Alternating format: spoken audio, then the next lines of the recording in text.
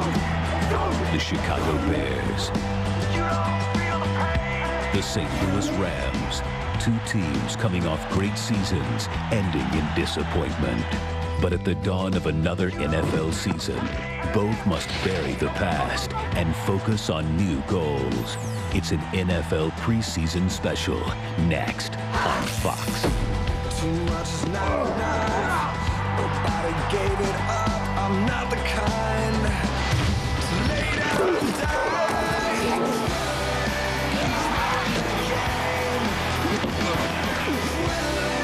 You don't even feel the pain. Out of your wildest dreams. When you're going to swings, you taste the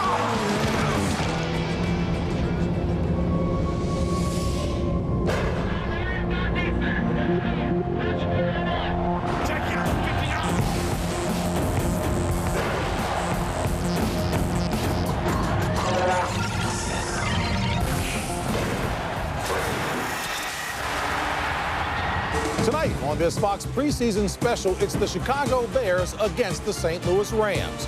For the Bears coming into this season, the question is, can they make it 2 straight playoff years, or will they take a step back? For the Rams, the question is, can they bounce back from the disappointment of losing the Super Bowl on the final play? It's the Chicago Bears taking on the St. Louis Rams right here on Fox. As we welcome you to Studio 2A, hello everyone, I'm James Brown, and welcome to year 9 of the NFL on Fox. And joining me, as they've done for the past 8 years, these guys envision the setup looking just like this. Terry Bradshaw and Howie Long. How you like this? You like the way I did it? Yeah, but you want to abbreviate it down to what? Just 2. 2. Who's the 2? Well, right here. Oh, okay. And the reason Terry envisioned it like this is Terry has now, not only is he an Emmy-winning producer, he also won an Emmy as the outstanding studio analyst last year. Congratulations, buddy. Nice when it was a joke. We did it! Look at him. Pretty good summer for you there, huh, buddy? Yeah, it was a great summer.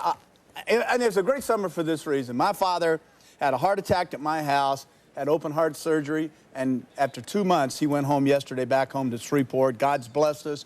And my dad, you're out there watching tonight. Mom and all their friends are gathered up. We love you. He's and we're doing thrilled. great. Yeah, you drove him out of your house back to Shreveport. He stayed with you for what, 2 months? 2 months. I'm sorry to see That's more him. than enough. Dad, God bless you.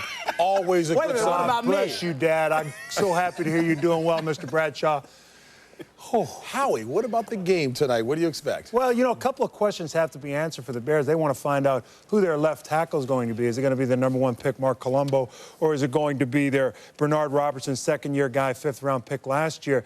The big question to me is, everyone knows they're playing in Champaign this year. They're flying into Decatur, staying there, the birthplace of the Bears, nostalgically. And the reasoning behind that is they couldn't find a hotel in Champaign to facilitate their needs throughout the season.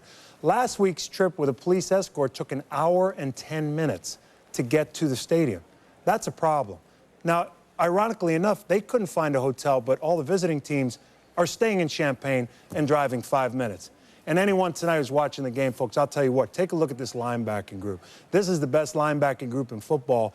And right now, you can go out on a limb and say that Brian Urlacher is maybe the best linebacker, period, in football. Our first best. Yeah.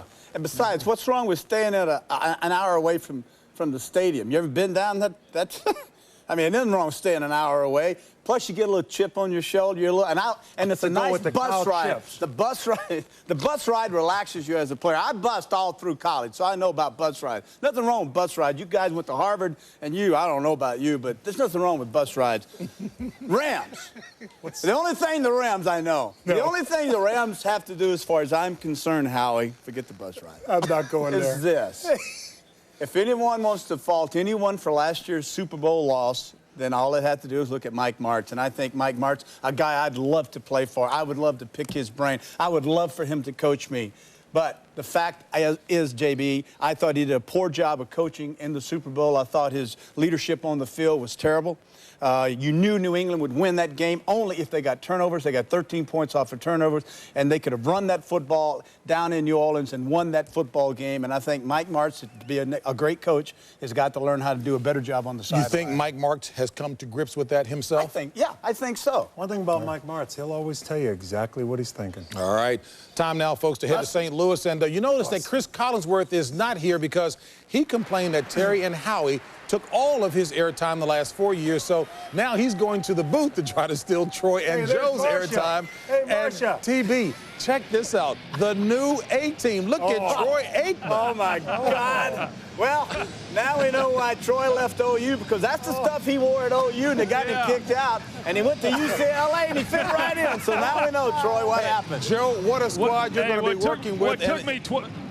Go ahead, Troy. What took me 12 years of credibility to earn in the National Football League, I blew in one long afternoon in a shoot in Los Angeles. But he was the only one that had a strong enough neck to hold up the chains. That's the way it works. Hey, no, the way I see thing this is this, James Brown. The way I see this is this. Jimmy Johnson lasted 2 years, you got rid of him. Ronnie Lott lasted 2 years, you got rid of him. Collinsworth lasted 4 years. What took you so long? You know what? That's exactly what we were wondering. Hey, Joe, we're real excited about this booth you have together this year. I mean, I think you got, what, 5 Super Bowl appearances in the booth, 3 victories. That's great. I mean, we're all excited. Hey, but the nicest thing, though, we know Joe is Mr. Baseball, but we welcome you to football full-time, He's going with my Joe. record already. Take it away, Joe. Huh? All right, you got it. I went to a Super Bowl when I was a young man. It's about all I got. You know, let's talk about this game. They touched on it a moment ago, Chris and Troy. We look at this matchup, Chicago, St. Louis. You were there. You see what Terry's doing back there? He's in the comfortable confines of the studio. He can say that Mike Martz blew it and he didn't do a good job of coaching on Super Bowl Sunday. Why don't you tell the nation what the temperature's like around Rams Park after being there 2 days ago? Well, I think that they're still obviously upset by what happened, and I do think to some extent even they feel like they blew it. They blew a great opportunity to win their second Super Bowl under Mike Martz's leadership, at least when he was the offensive coordinator. But it's awfully strange to me that they also believe that they are completely over it. As Howie pointed out, I did lose 2 of those Super Bowls, and I'm not over it yet. Some of those happened 20 years ago, and I just don't believe that this team can truly move on in the way that they think they can. There's got to be a little bit of a hangover effect to that. But Troy, at the end of the day, you still have to say these are the St. Louis Rams, and they still are the best team in football going into this season. Yeah, I didn't lose 3 Super Bowls, so I don't know about that hangover, but you're right. They are still the Rams. They still are the #1 offense in football, and more importantly, they still have Kurt Warner at quarterback, MVP of the league last year. He is healthy. He had some thumb problems last year. He comes into this camp feeling 100%, and I know this, as long as he's healthy and standing, this team's got a chance to go all the way. That being said, this is the preseason. We'll see 1 quarter out of Warner, his 2 big receivers. Nothing out of Marshall Faulk tonight, and maybe the entire preseason they might hold him out until their season opener at Denver. Well, if we talk about offense with the Rams, there's no doubt you talk about defense, Troy Aikman, with the Chicago Bears team. Well, there's no question. This Bears defensive team pretty much loaded the team up on their back and took them to the playoffs. They were #1 in the league in defensive scoring, and they don't have all the pieces back, but they got most of them, and most importantly, they've got their linebackers, and as Howie was talking about, their middle linebacker, Brian Urlacher, is about as good as they come. It really is, and of course everybody knows that great players get up for really big games, but what impressed me about Urlacher was last week, first preseason game, means absolutely nothing. He's only going to play about 10 plays. He's flying all over the field, sacks, fumble recoveries, forced fumbles. Just one of those guys that you can tell deep down his heart just simply loves to play the game. Well, here's the deal. As we get ready for Act 1 of this trio, it's time for thank yous. And thank yous from us at the Fox Network and the 3 of us to the best tandem ever to call a football game on television, Pat Summerall and John Madden. We wish John luck at ABC working with Al Michaels in Monday Night Football, and we're thrilled to still have Pat Summerall with us at Fox. I remember in '94 when Fox got the chance to cover the NFC, people thought Bart Simpson and Homer Simpson were going to be in the booth calling the action. Well, let your imaginations run wild. Here we are. It's the Bears and the Rams. We're glad you're with us. Let's have some fun. Preseason football tonight on Fox.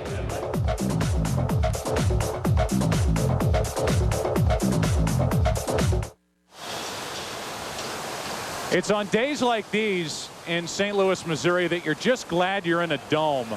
Humidity down, beautiful outside. Let's go down to Pam Oliver with Kurt Warner. All right, thanks a lot, Joe. Kurt, if it's humanly possible, tell me how you expect the Rams offense to get even better this year. Well, you know, the more comfortable we get with each other, the more comfortable we get in the offense. I feel that we just continue to do things faster and better. And with that, you know, we expect to be better and better every year. But guys come back ready to go, fired up, in shape, ready to take the bar from where we set it last year and move it up. And because of those guys and the character that we've got, we expect to get better. All right, thanks a lot, Kurt. Have a good one. Let's go back up to Joe.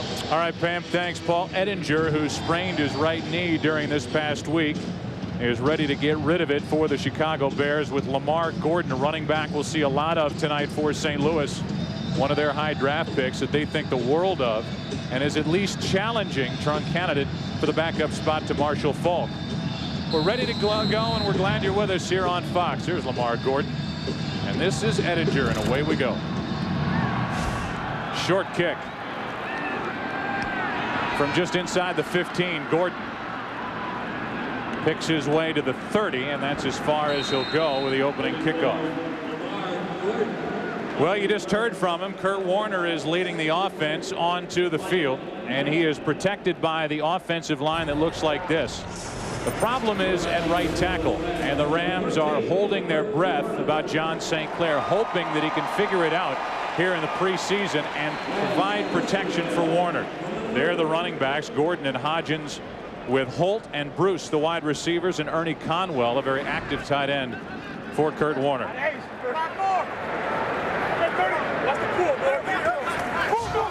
Already a drop snap, and falling on the football is Candidate, and a loss on the play as Warner, who had trouble with that last year because of the thumb problem, starts out in his first home preseason game by dropping the snap. Not a good start.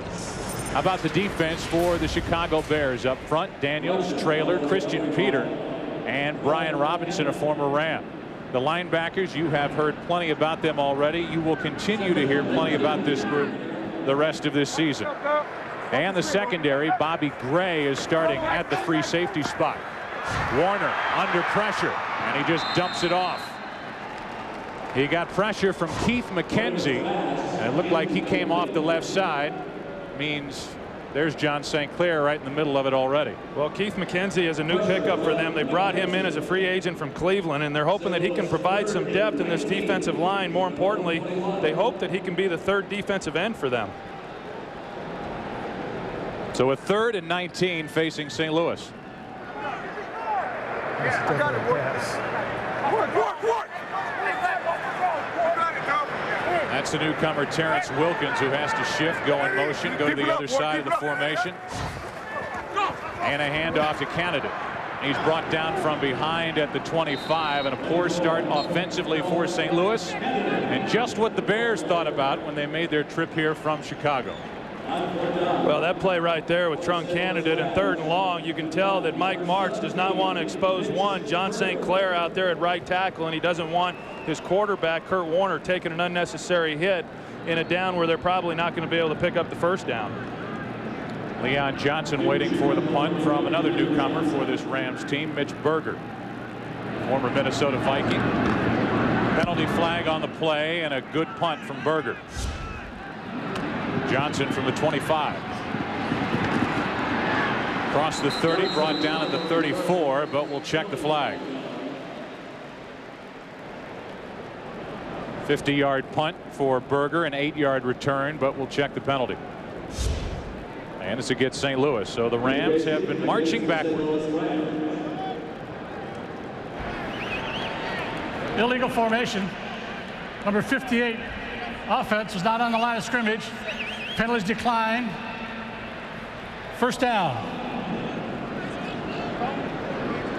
So we will keep it right here, and we'll look at this Chicago team led there by Jim Miller, who told us yesterday he doesn't care if the whole world thinks he's mediocre. So there's only one guy that can call himself the starting quarterback for the Chicago Bears, and it's Miller, protected by this group, and their question is at left tackle.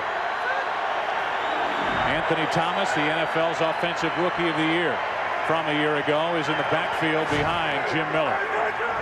And the Bears start with the little screen. A little pass to Thomas out of the backfield, incomplete. And we look at the defense for St. Louis, a group that was relatively new, at least with each other, a year ago, and they ended up under the direction of Lovie Smith, third in the NFL defensively. Wistrom, Scanina, Young, and Little up front. The linebackers, Jamie Duncan picked up from Tampa Bay in the middle.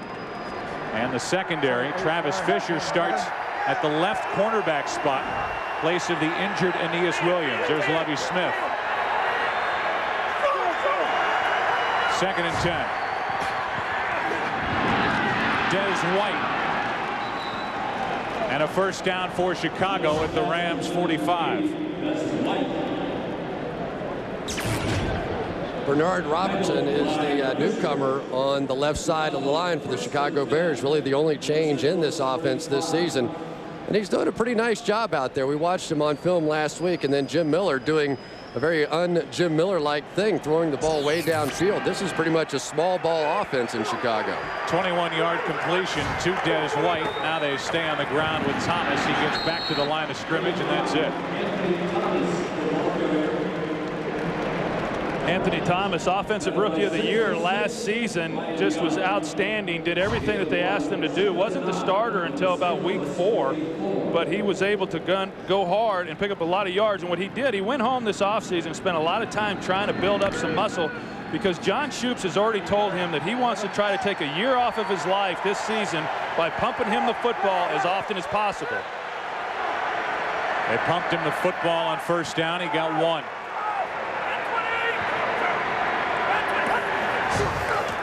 Quick throw, Des White again, and a completion shy of the 35, brought down near the 36. It'll be 3rd and short coming up for the Bears. You know, Des White last year really had somewhat of a roller coaster year, and he has just been outstanding throughout training camp and in the first preseason game last week, and now tonight. And talking with John Shoops, they want to try to get him the ball as much as they can in these preseason games, so they know that he's going to be a viable part of this offense, and he's already received 2 receptions in this game. Well, you know, Marty Booker in his 3rd year last year really had his breakout season, and they think that Des White now in his 3rd season might do the exact same thing. 3rd down and 1 for Chicago. Thomas, first down, brought down at the Ram 30. You know, I was interested in talking with Lovie Smith yesterday, and this defense was outstanding last year in the improvement that they made. And one of those areas was in run defense, where in 2000 they were ranked 13th. Last year they were ranked 3rd against the run, and yet that was an area that he felt like they needed to improve upon going into this season. Good start offensively for Chicago. First down for the Bears at the Ram 30. And a quick throw. That's White again. He's been busy, and he's thrown out of bounds by Dre Bly after a gain of 5. Dre Bly's in a battle over there trying to win the starting quarterback job. Dexter McLeon is the guy that started there then, and you see Dre Bly trying to get just a little physical, probably a little bit better athlete on the outside than is McLeon. As a matter of fact, McLeon tonight is going to be starting at safety for Kim Herring, who's out with an abdominal strain. So trying to put a little more speed on the field, especially back there in the secondary. 2nd down and 5. White already 3 catches for the Bears. Play action. Miller, a ton of time, wide open. White, touchdown. 4th catch of this opening possession for Chicago, and the Bears marched it right down the field and put it in the end zone. And that's Dexter McLeon, who we just talked about, playing the safety position off the play action, taking a fake, and Jim Miller's eyes going to the middle of the field. He throws back across the grain, and nobody there. You see what happens here. Anthony Thomas sucks up Dre Bly there, and it just leaves him wide open in the corner of the end zone. There's nobody going over the top to give him any kind of help. Paul Ettinger drills the extra point. And while this highly touted Rams offense went backward the first time they had the ball, the Bears went down the field. They lead by 7.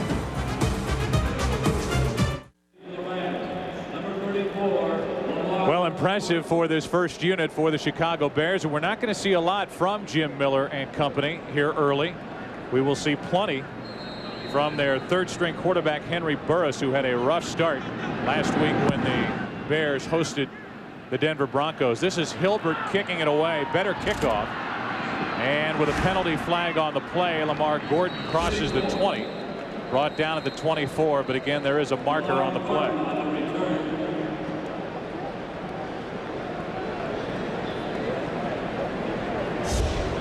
It's an offside against Chicago. And if it's the preseason, and if you're Bobby April, why not make him go back, kick it again, and see what your return team can do? Offside. Number 18 of the kicking team. A 5-yard penalty. Re-kick from the 25-yard line. Let's go back to the touchdown, the throw to Des White. Here's Dexter McLeon right here, who is going to be responsible for this half of the field. When he comes back, when Jim Miller starts to roll to the right, he tries to jump the middle route, going right down the middle of the field, and that's what cost him on the touchdown. Here's going to be the touchdown down here. As he moves this way, he moves in. Easy touchdown. You're left-handed, huh? How about that? A little hooker. You know, the other thing about that, you talk about Des White, and they're wanting to get him the football. He's already had 4 receptions for 59 yards and a touchdown. I'd say he's already had a very productive and accomplished evening here in the first series. So far for White, 4 catches, 59 yards, including that 26-yard touchdown throw from Jim Miller. And Miller was impressive. You know, Des White really had a good camp, though, last year. Ended up with some injuries during the middle of the season, and that's when he started to fall off. So Hilbert again. And again, this is a different kickoff man. We had an offside the first time. And from 5 yards deeper in his own territory, this ball is picked up by Gordon at the 5. Has some room down the far sideline. And he is whacked at the 28. So we'll take a break, come back, and the Ram offense will get their second chance, down by 7.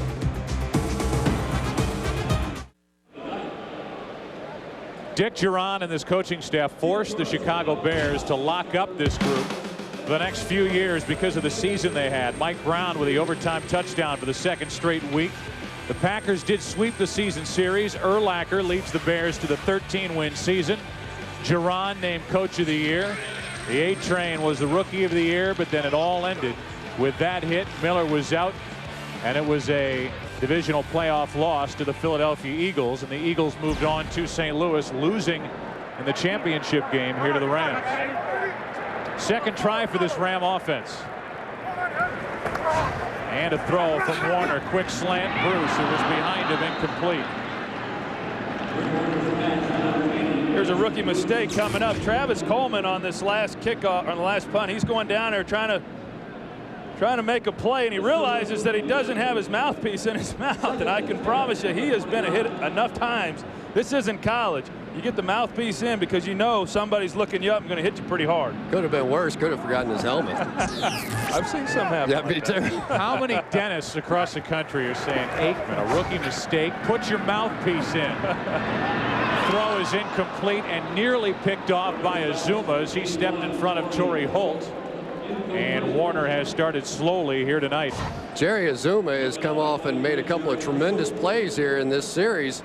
He's the guy that was supposed to be the major question mark for the Chicago Bears in the secondary, but they've been absolutely thrilled with him so far during the course of training camp. They thought that Roosevelt Williams, one of their draft picks, might actually come in and compete for that job, but he's been injured, and Jerry Azuma's played fantastic football. Warner has started 0 for 3. And the Rams are faced with a 3rd and 10. Pressure. Warner is drilled. St. Clair could not keep the Bears away. Warner, it looked like, recovered his own fumble. And it's time for the Rams to punt, and St. Clair has had a sketchy first quarter. Well, Roosevelt Colvin's going to be working John St. Clair. Here's John St. Clair right here, the right tackle that we're worried about, the Rams, as to whether or not he can hold up. You see right there, the problem that he has had is against speed rushers, and he will not face anyone as fast as what Roosevelt Colvin is. No, the problem that he has is that he's not very good. And right now, that is not the answer for the St. Louis Rams. And when we watched him on film the game last week, you say, okay, give him the benefit of the doubt. But you have the most valuable player in the National Football League in Kurt Warner. You have to have somebody better than that playing right tackle. Another punt from Berger. Another beauty from Mitch Berger, and Leon Johnson took it at his own 19. Special teams a problem for the Rams last year. A penalty flag on the play as Johnson returned it 13 yards after a 60-yard punt. And it's a procedure call against the Rams.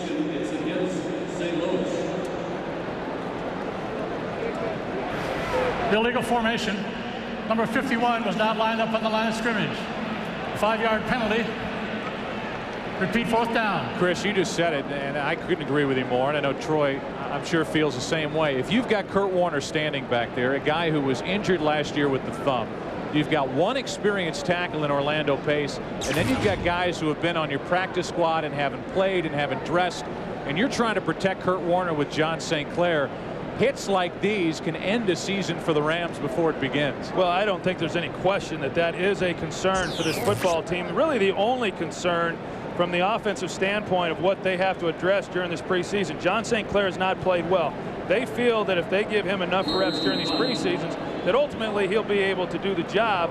They may have to protect him some with protection, but they want to try to expose him as much as they can right now and see exactly what his limitations are. Well, he's exposed, and so is that guy right there, because that is the franchise. Marshall Faulk, obviously a tremendous player, but you cannot lose Kurt Warner. And what we've seen the first 2 games, Kurt Warner cannot last very long with this protection.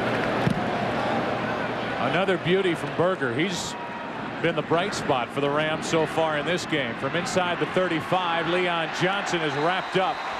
He gets to the 36. That's it, and Yo Murphy made the stop after a 53-yard punt. Bears get it back.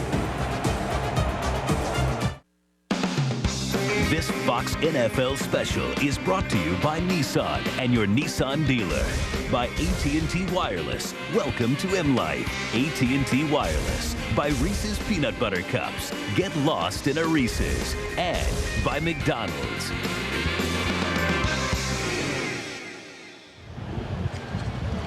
Shots like that inspired Samuel Clemens.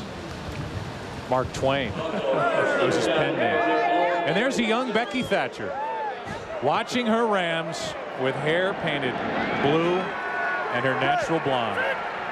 First down from their own 36 for the Bears.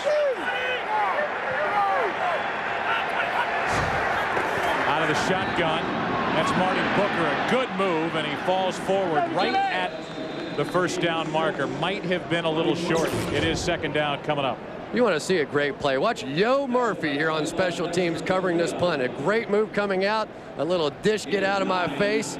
Go down and make the tackle. Yo Murphy is definitely going to make this football team. He's a very smart guy, knows what he's doing as a wide receiver. And with special teams plays like that, you're a part of the Rams. Well, and exactly. If you're going to make this team as a backup wide receiver, you've got to be able to help on special teams. Chris Collinsworth has already benched John St. Clair and awarded Yo Murphy a roster spot. It's the least I could do. Anthony Thomas. Big run as he's cut down inside the 45 by Dre Bly and a gain of 12. Anthony Thomas really just a special guy, isn't he, Troy? Oh, he really is, and he's just a big, physical, strong back that can. He has great cutback ability for a big man. You know, that's just outstanding blocking up front by that Chicago Bear offensive line. And we talked about, you know, the Bernard Robertson at left tackle, but everyone else is in place from a year ago where they were very successful running the football. This offensive line also allowed 17 sacks last year, a league best. Thomas will try this side. Gets smacked as he crossed the 40, brought down at the 38 by Archuleta. The one thing that's always impressed me about Anthony Thomas and watching him on film is his ability to make that little lateral step in the hole. For a rookie, it's just amazing to see that sort of natural instinct out of a runner. The other thing that he does so well is in 300 attempts last year handling the football, not one single fumble. That's how you end up Rookie of the Year. They line Thomas up outside, empty backfield, and that's Des White. Another catch, room to run inside the 30. Knocked out by McLean. And so far, Des White, who had 45 catches a year ago, most in the NFL without a touchdown, has been busy, and he already has a touchdown tonight. It'll be on the next grab. 5 catches, 69 yards, a good start for White. And I talked to Des White before the game tonight, and he was just excited about the opportunity. He had an outstanding camp, has just really impressed the coaches with his improvement this year, and he's just been outstanding so far this evening. It's a first down for Chicago. Another throw from Miller, and this time it's behind White. You know, so far we've seen a few new things out of the Chicago Bears, almost back to the days of Gary Croton as the offensive coordinator. They come out with the 5 wide receiver set, really have opened things up a little bit so far in the first quarter of this game. And one of the things that I really think that sort of spread offense does for a team is it allows you to run the football better. Anthony Thomas now has bigger holes the same way that Marshall Faulk does when the Rams spread it out. 4 wide receiver set for Chicago on 2nd and 10.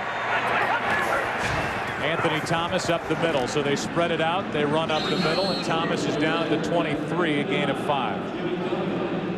Troy, I don't know if you got a chance to see the run blocking out of the middle 3 guys that time. The center and the 2 guards. Watch these guys just blow off the football straight back. And if the Rams lost the Super Bowl for any single reason, in my estimation a year ago, I really thought they lost it on both lines of the scrimmage. I thought the Patriots on their offensive line and defensive line beat up this football team, and so far the Bears are doing the same thing. This crowd tries to get into it on 3rd and 5.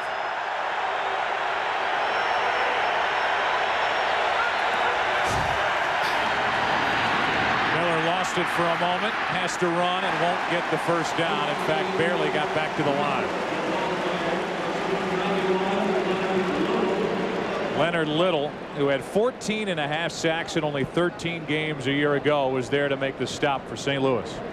Leonard Little came on awfully strong last year and put up big numbers. He's got a great speed rush to the outside. Some question whether or not he's heavy enough. He's just 235 pounds to play the run, but last year he didn't have to do that. He was designed to go after the passer, and he was able to do a great job of sacking him.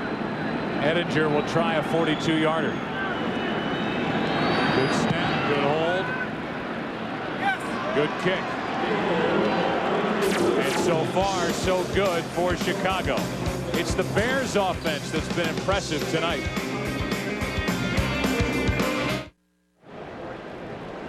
With Chris Chandler firmly planted on the Chicago bench, it's been the Jim Miller, Des White show so far in the first half here in St. Louis. And now Edinger will kick it away again for Chicago. He just hit a 42-yarder to make it 10-0 Bears. And again, Lamar Gordon waits deep for St. Louis. From the 4, I'm giving him a 4. Gordon stumbles his way to the 28. So if you do the math, we'll call it a 24-yard return. It's unofficial, of course. You didn't do that math either. I did. No, you didn't. I looked for help. There's a high-priced guy standing right next to you that did that math. I actually changed it. How about that? Last week against Denver, a grand total of 44 yards already, 107 for the Bear offense. Well, and part of that is that Denver blitzed them about 45 out of 50 plays, and they didn't have a chance. They were not prepared in the first preseason game to be receiving that kind of pressure.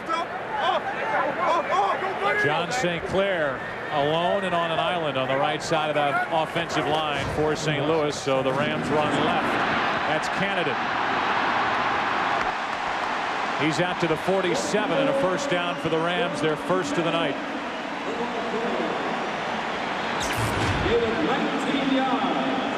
This is easy. They just get the short corner over here on this side. Ernie Conwell with an inside technique inside of him. They had the perfect play called. And Trunk Candidate's one of those guys, you watch him in practice, he looks like he's in a lot of pain, doesn't he? I mean, he kind of stiff-legged and he barely runs, and it's one of the things I think that frustrates some of the coaches, and even Kurt Warner was talking about it, that he doesn't always go full out in practice, and they never get a real feel for him until they get in the ball game. Timeout called for by St. Louis. A tough time getting the play in. So the Rams get their first down. An 18-yard run by Candidate. 10-0 Chicago. Hey, can I write a check for this? I just need to see some ID. Hold that thought. Eunice, hi. Come with us. Okay, so I was in a movie with an extra, Eunice, whose hairdresser, Wayne, attended Sunday school with Father O'Neill, who plays racquetball with Dr. Sanji, who recently removed the appendix of him who dumped you sophomore year. So you see, we're practically brothers. Tired of looking for ID? Use the Visa Chair Card to get you in, out, and on with life. I forgot my ID again. And what did you do this weekend? I called this girl, but the line was busy. Gary? Matt?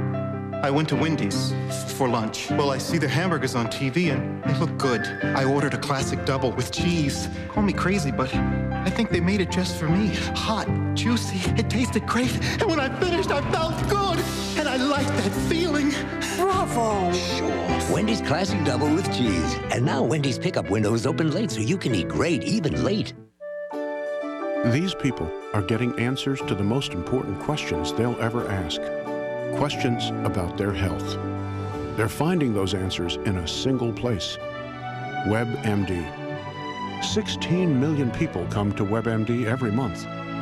They find vital information that used to be scattered in 100 locations, now all in one place. The place America comes for healthcare answers. A place called WebMD. If it wasn't for football, you could end up in a fantasy boy band league. I'll take Joey. Joey? You're talking about the guy got used. Come on. The Rams have a first down. They had to use their first timeout. The NFL on Fox will be back next week as our entire traveling crew will be in Philadelphia to watch the Eagles host the Ravens. Ray Lewis got his money, and he's in some respects by himself in that Baltimore uniform.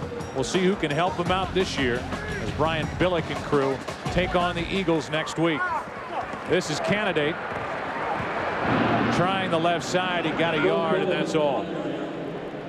Yeah, you mentioned Ray Lewis. Ray Lewis just signed a contract, a $50 million contract with a $19 million signing bonus. If he got that, what does that now mean that Brian Urlacher is going to get next time around? I mean, that has to be a concern for the Chicago Bears. Marshall Faulk got paid this year as well. Well, Brian Urlacher, he hasn't said much on the subject, although he is excited about the contract that he got, knowing that is only going to raise the bar for him when it comes contract negotiation time. Second down and 9. Showing blitz, and here come the Bears. The Rams pick it up. Holt, a bobble, and a catch for a St. Louis first down.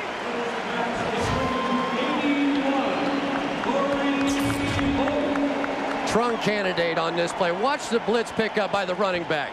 I tell you what, for a little guy, that is just about perfect. That at least gives Kurt Warner a chance to get that football out of there. Fantastic jobs. One of the things they really like about Candidate is his ability to pass block. Yeah, although he, as you mentioned earlier, he's not a great practice player. He is the best blocker amongst Marshall Faulk and the rookie Lamar Gordon. Another first down for the Rams. A little pump fake and a throw. Holt, penalty flag. The catch is made inside the 15. Back-to-back catches for Holt, a 23-yard gain on that play. It's against Chicago, so the play will stand. Here's Torrey Holt. He just gets a good release up outside versus cover 2 deep. Kurt Warner lays it in that hole. That's the weakness of the defense, behind the corner, towards the sidelines before the safety can get there. Good execution, good catch. And Jerry Azuma that time victimized by Holt. He's the one that replaced Walt Harris this year, they complained about Walt Harris being too soft in coverage. Azuma that time probably too tight. 2 tight ends in the lineup for St. Louis. Candidate. He's had an impressive drive brought down by Mike Green, a gain of 5. You think Martz maybe heard what you said, Chris, and now he wants to show that his offensive line is every bit as tough as the Chicago defensive front? I know he was pretty happy to have the opportunity to discuss what happened in the Super Bowl with me the other day. Well, let's talk about it. Everybody says, fans in this city, media members, even people in the NFL say the Rams didn't run the ball with Marshall Faulk enough in the Super Bowl, and that's why they lost to New England. And I disagree with that. Meanwhile, it's second down and 5. Delayed handoff. Candidate picks his way inside the 5 down to the 4, about a yard shy of a first down. And the reason I disagree with that, Joe, is because the Rams do what they do. The reason that they've been able to have this high-octane offense and score over 500 points in the last 3 consecutive seasons is because they throw the football. Yeah, they still mix in the run. They were 5th in the league in running the football, but they throw the ball. And they felt, in talking with Mike Martz tonight before the game, he felt that they could not get enough points running the football, that throwing it is what they had to do. And I have a hard time arguing with that. Under a minute and a half left in the first quarter, 3rd and 1. Blitz coming again, quick throw. Holt, incomplete.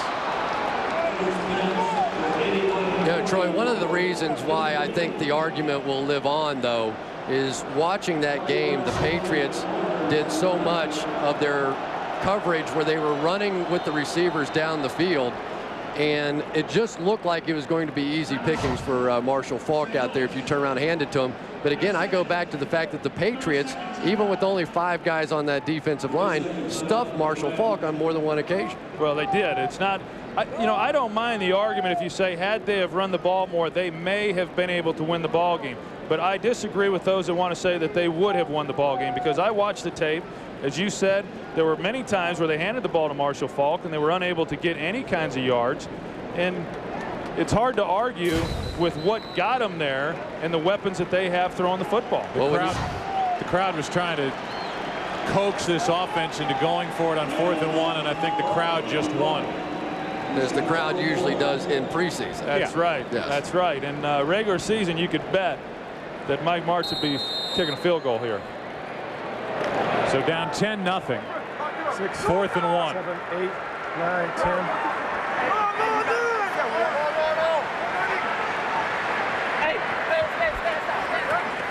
A chance for the Chicago defense. Warner has time. End zone touchdown.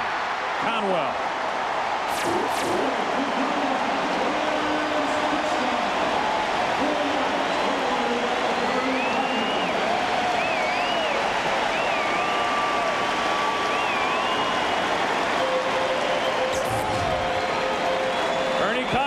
To be more a part of this offense this year.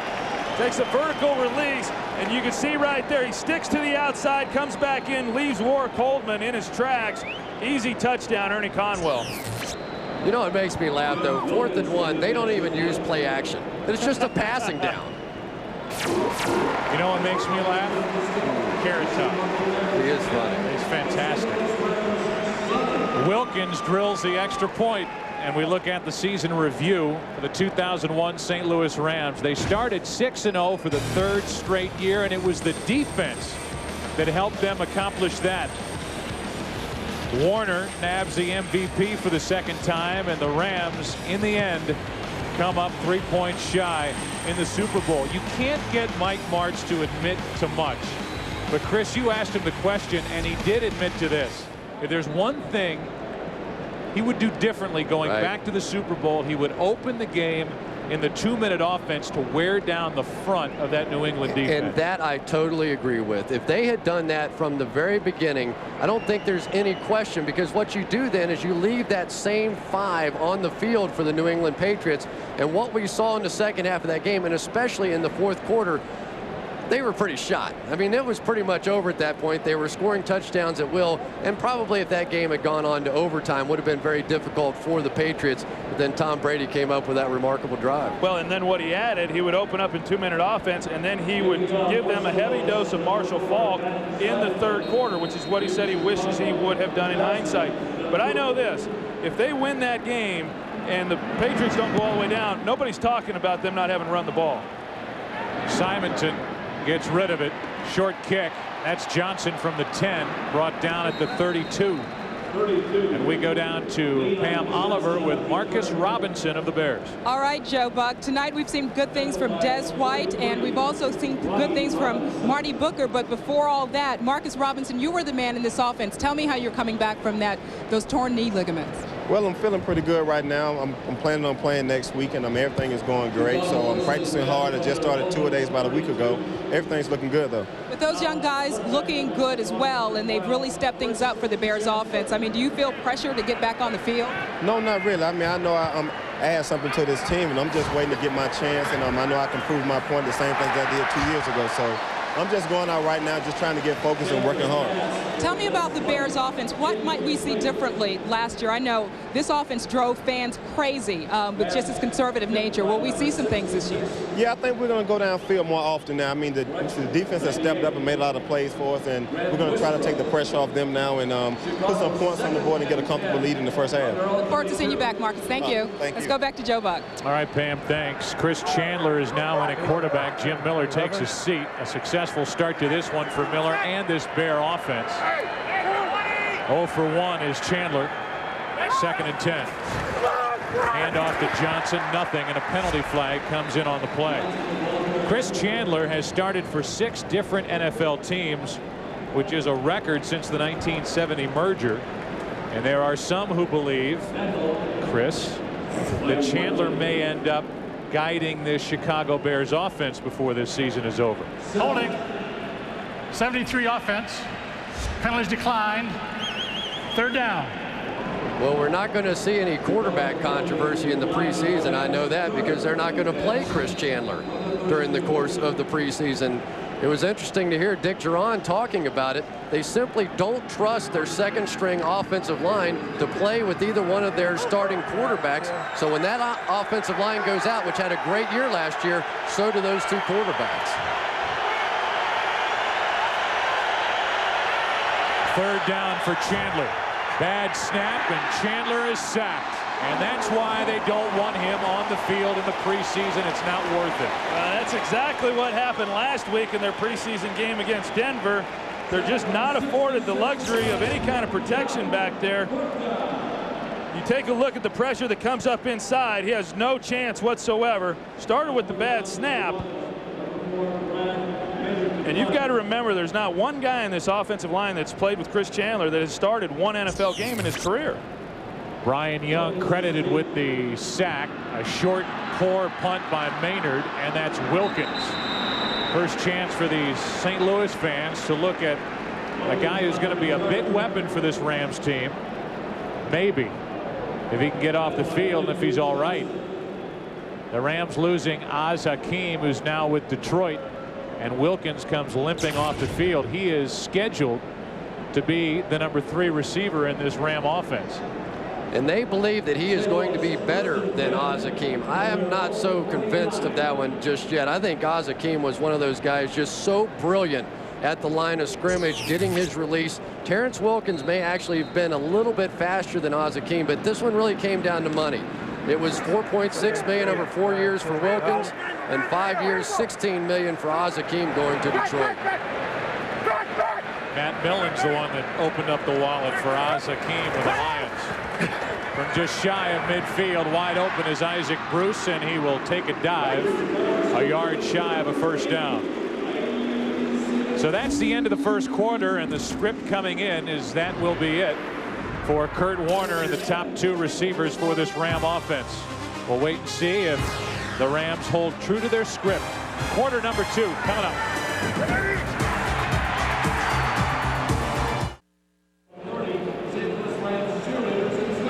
Well, it is the start of the 2nd quarter, a 10-7 Chicago lead, and I think pretty much, guys, what we thought about coming in, we can still talk about it. That is the Bears offense and the Rams offense, and in particular, John St. Clair at the right tackle spot. The jury is way out on him, and he's on the field right now hoping to get the Rams down the field.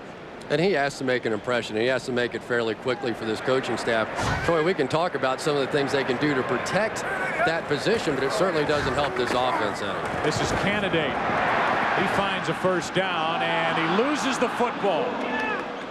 A fumble by Candidate and a recovery by Chicago. The Bears will take over, and that is one of the few negatives for Trung Candidate. Caldwell ends up with a football, and Candidate lost it. Yeah, Candidate right here, really just being careless with the ball, has not got it tucked into his body, and it comes out. Here's a better look at it right here on the recovery. And Mike Caldwell's an addition for this football team this year. He's with Philadelphia last year and had a career season for the Philadelphia Eagles last season, and he's done everything that's been asked of him this year for Chicago. But the ball was fumbled. Well, I would say it's a pretty good bet that the Rams are about to lose their final timeout of the first half, because it looked like the ball was indeed fumbled by Trunk Kennedy.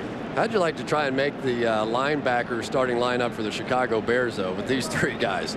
I mean, really, it's just about as good as it gets here in Chicago. It's this next hit right there. Ball's out, he's not down, and that's a fumble. That's really close. It's not close. I understand why they challenged that one. You know, there are times when Mike Martz will do this. And Troy, he said this last year with Aeneas Williams. He said, I knew that Aeneas Williams didn't pick off a pass. And they challenged a ruling, because Aeneas Williams came off the field and said, no, I think I got it. And Martz said, I wanted to do it to show that I believed in my guy. Now, that to me doesn't make a whole lot of sense, but that's something that he likes to do to show his player he has confidence in him. Well, you know, I think you got to pick your spots when you do something like that. I mean, occasionally it's okay. Certainly in a preseason game, that's fine. But what you have to remember is you only get to challenge 2 calls. And so you don't want to be going out there and losing those just on the sake of trying to gain confidence in your team and letting them know that you believe in them. There's other ways to go about doing that. You know, though, it really has been remarkable what this group of people have been able to do with the St. Louis Rams. I mean, Martz and Marshall Faulk and Kurt Warner, and throw Dick Vermeil into the mix. He's the one that really got the whole thing started. The last 3 years, they have 37 regular season wins. From 1990 to 1998, they only had 45 wins. So they have truly become the best team in the National Football League, I believe, over the past 3 years. And Mike Martz and the job that this coaching staff has done, especially since adding Lovie Smith, just tremendous. Well, and they've done it for a lot of reasons. One, they've got good players. After review, the ball carrier lost possession of the ball before any part of his body other than a hand or foot touched the ground. Therefore, it's a fumble. Ball belongs to Chicago.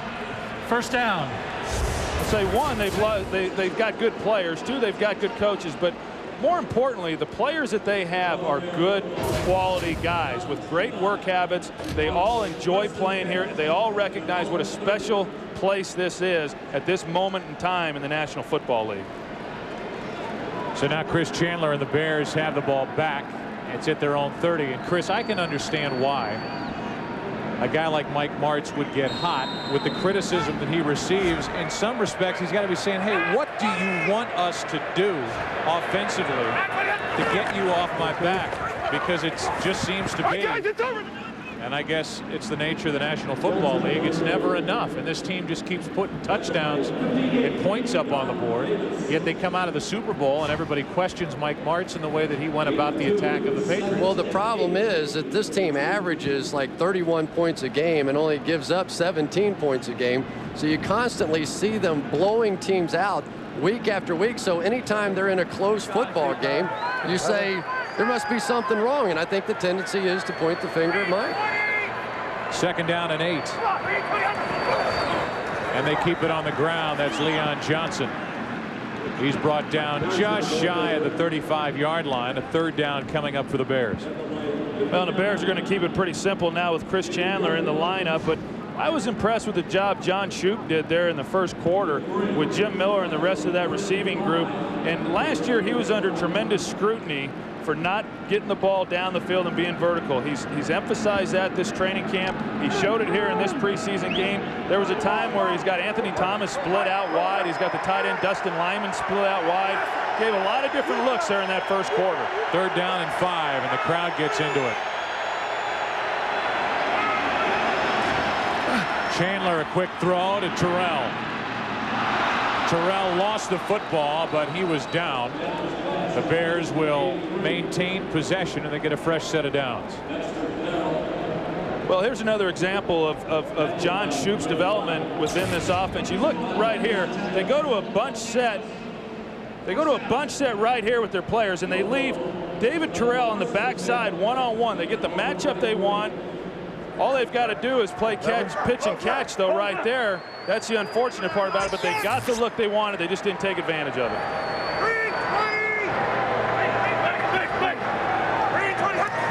Blitz coming from St. Louis. And Johnson falls forward for 1 yard. And now penalty flags come in late. A little extra after the whistle.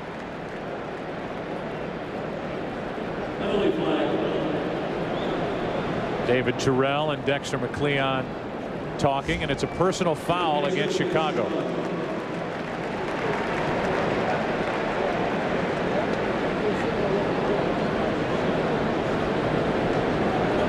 Troy, I wanted to know what you thought about the whole idea of the Bears not really playing Chris Chandler very much at all during the course of the preseason. The feeling that he's a veteran guy, he's been in a lot of systems, and that they can just throw him in the middle of the season whenever it is. Unnecessary roughness.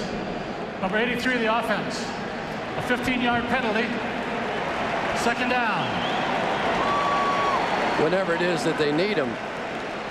Every player needs some time, but especially when you're in a new system, don't you? Well, yeah, you need the time. I think they're trying to weigh the time that he needs along with the fact that he has been at risk for getting hurt. And going with this line, he's going to take a lot of unnecessary hits. They don't want to get him knocked out of the game, and I think that's the biggest reason. Quick snap on second down and 23, and Leon Johnson is forced out of bounds after he got only a couple. Hey, let's talk baseball, huh? How about those guys? Tomorrow on Fox Saturday Baseball, Luis Gonzalez and the world champion Diamondbacks will take on Sammy Sosa and the Chicago Cubs, or Jason Giambi. And the Yankees take on Ichiro and the Mariners. That's a good one. A rematch of last year's ALCS and maybe a preview of this year's ALCS. It all begins tomorrow with This Week in Baseball at 12:30 Eastern, 9:30 Pacific. You know a thing or two about that sport, don't you? A little bit. I've left it behind, though. It's now 3rd and 22. And a draw play to Leon Johnson. Johnson is collared by McCleon. He's brought down well shy of a first down at the Chicago 41. The other interesting matchup, Chris, in the baseball Saturday, St. Louis at Philadelphia. Scott Rowland. Yes. J.D. Drew. In the city of brotherly love. In the city of brotherly love, where Drew had batteries thrown at him 2 years ago. What do you think? And what do you think Scott Rowland's going to get when he comes back in there? Double-A, size D. Poor punt by Maynard. And an even worse bounce as it goes backward. And it's out of bounds at the St. Louis 29. Only a 25-yard punt.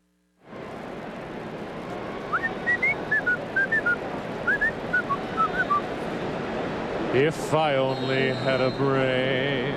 Mark Bulger, don't call me Ray Bulger, is into the lineup for St. Louis. And Kurt Warner has said he's got the most natural ability I've ever seen. Second-year player out of West Virginia. And a first down for St. Louis. This is Lamar Gordon. You see why they like Lamar Gordon? He lost the football at the end of the play. And we'll see who ends up with the ball. They used to like him until that fumble right there. Well, the Bears ended up with a football. We'll see if they rule it. And it looked like Gordon was down by contact. But no call given early. Gordon gets a first down. I'm just wondering if Pat Summerall ever whistled coming on the air. Well, if he didn't, it's probably a bad idea for me to do it since he's a Hall of Famer. It's a first down at the Ram 42. Couldn't get that song out of my head. Almost 48 hours. And now it's back. This is Gordon. He's got a burst. He's got an open hole, and he's got a first down at the Chicago 45. They really like Lamar Gordon in St. Louis.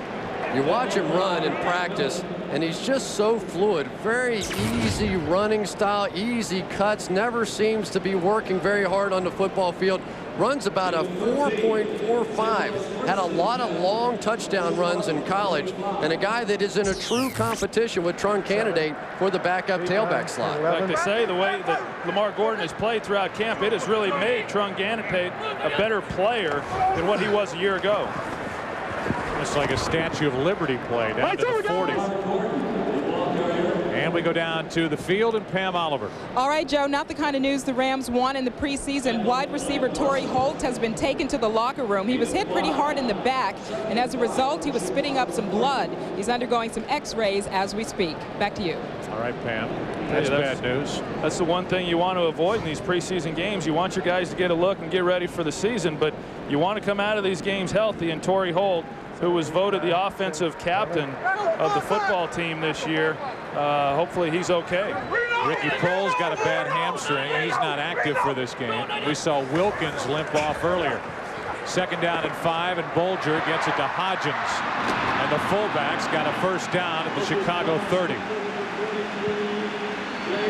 Boy, this Mark Bulger really does have an arm. We were listening to Kurt Warner talk about him, and he said this kid has as much athletic ability and as strong an arm as anybody I've ever been around, which was a pretty amazing comment. Then you go out and practice and you watch him throw it. Just a real easy throwing motion, Troy. Well, and Mark Bulger a year ago was the 3rd quarterback who was relegated to nothing more than signaling in plays, and they brought in Ryan Helming to push him for the 3rd spot. And after last week's performance where he was 13 out of 20, 160 yards. He's really put himself on the map, and now he's competing for the backup spot. First down, quick throw. That's Gordon, who is split out wide to the left.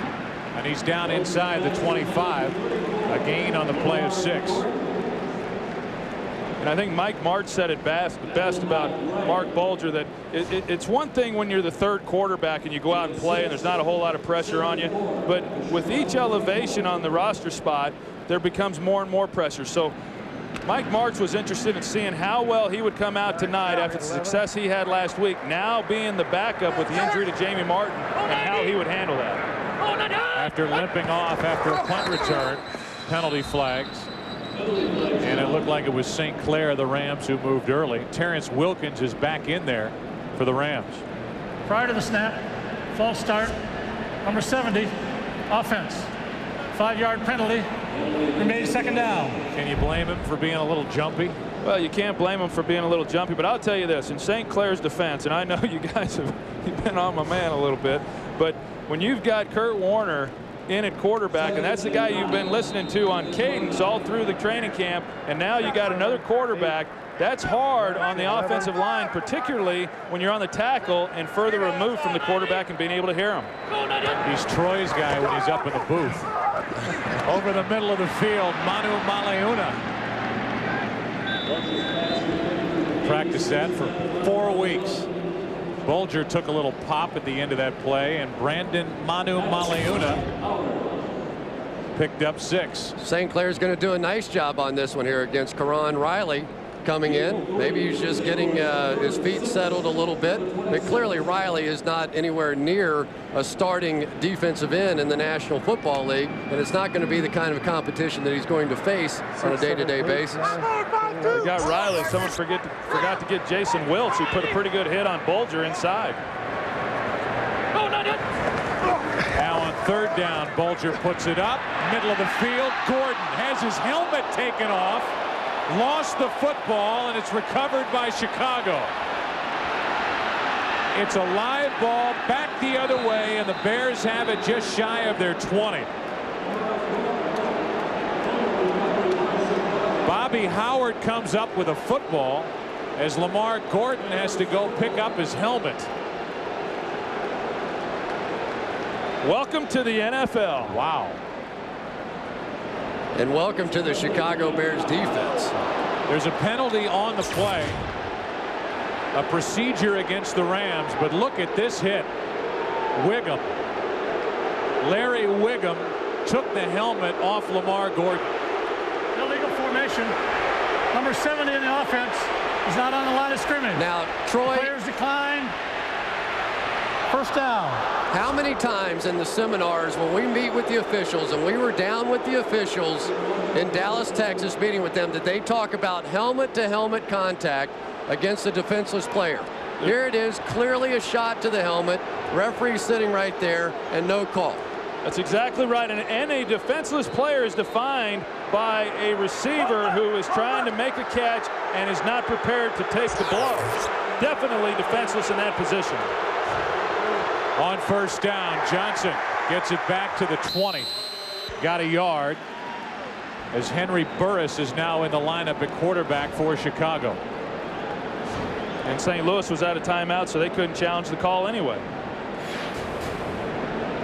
Chicago left with 3 timeouts, all 3 of theirs. The Rams burned their last one on a questionable challenge. And it's 2nd down and 9 for Chicago. And this crowd's in it now. Burris really struggled a week ago against Denver, and there was movement before the snap.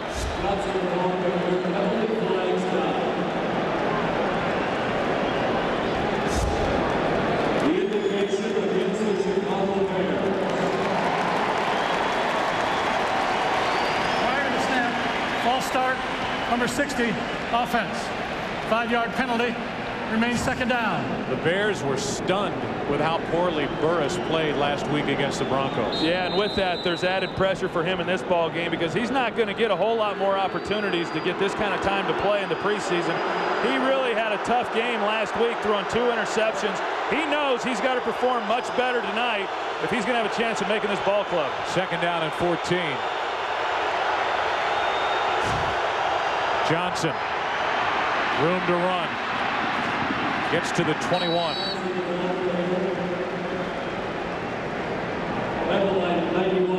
Gain of 6 by Leon Johnson.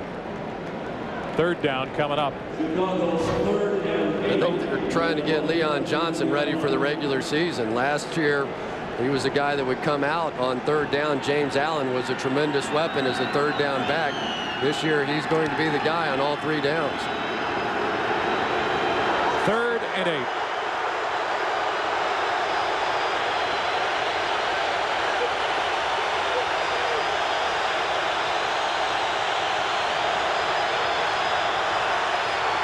Quick throw, dropped. Terrell, who's been a disappointment so far for the Bears, cannot make the catch. And it's 4th down. Well, I'll tell you what, this gives you reason as to why the Bears have to do things differently. There are 9 defenders right there within 10 yards of the ball, and that's why you get the one-on-one matchup outside. You have just got to be able to take advantage of that. You cannot ask for anything better, neither for a receiver nor a quarterback, to convert 3rd downs in this league. Another punt for Maynard, and Wilkins waiting for it for St. Louis. Maynard's best punt and a fair catch made inside the Ram 30. Maynard gets off a 52-yarder. 10-7 Bears. This Fox NFL special is brought to you by Visa. It's everywhere NFL fans want to be. By Circuit City. We know how you feel. That's why we're here. Circuit City, we're with you. And by Rocky Mountain Cold Coors Light. Cold, down, easy. Rams have the football with 4:38 left in the first half. Mark Bulger and company start inside their own 30. Out of the backfield, Hodgins hit and flipped Todd McMillan. A gain of 5, and let's go down to Pam Oliver. All right, thanks a lot, Joe. Here with Marshall Faulk. And Marshall, I'm wondering, at this point, you guys have been so good for the last 3 years. How do you get better? I mean, how do you get excited and eager for the upcoming season when you know pretty much you're going to be good? Just understanding that you got to go back to the basics and start all over, regardless of how good you are. I think that you know, when you start feeling that way and you don't want to work at the game the way that we work at it, then you get complacent and you find yourself at the bottom of the totem pole. So, you know, we continue to work hard and go over the little things, the minor details, and hopefully that'll keep bringing success. You're certainly not at the bottom of the totem pole in the running back position, but what about some of these young guys? What are your impressions of those guys? I'm excited. I think that we had a good draft and we brought some guys in that that's going to really help our team. You know, we're about speed and quickness and attitude, and they have that. All right, Marshall, thank you. Appreciate it. One other update for you, Joe. Torrey Holt, X-rays were negative. Back to you. Thank you, Pam. I think Lamar Gordon needs a new helmet. He's popping off. Mark Bulger has started 5 for 5 for 46 yards. A first down for the Rams. This is Candidate. He's tripped up. Right, guys, it's over back there. The first string offensive line for the Rams is opening up holes against the backup defensive line for the Bears. And it's time to pump that baby up a little tighter. and tie your shoes a little tighter. So they got one guy who can't keep his helmet on, another guy who can't keep his shoe on. They've got some problems, Joe. They do. But Gordon's all right, pumped up, and his numbers are pumped up. Candidate still has issues. Second down. And a screen pass, and there is nobody on this side of the field. Gordon, a first down at the Chicago 44.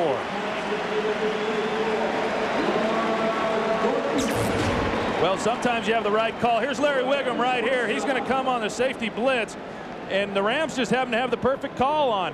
Bulger gets turned around, sees the blitz, gets the ball to Lamar Gordon. Nobody out there in support because the safety vacated that spot, and just a great call against that coverage.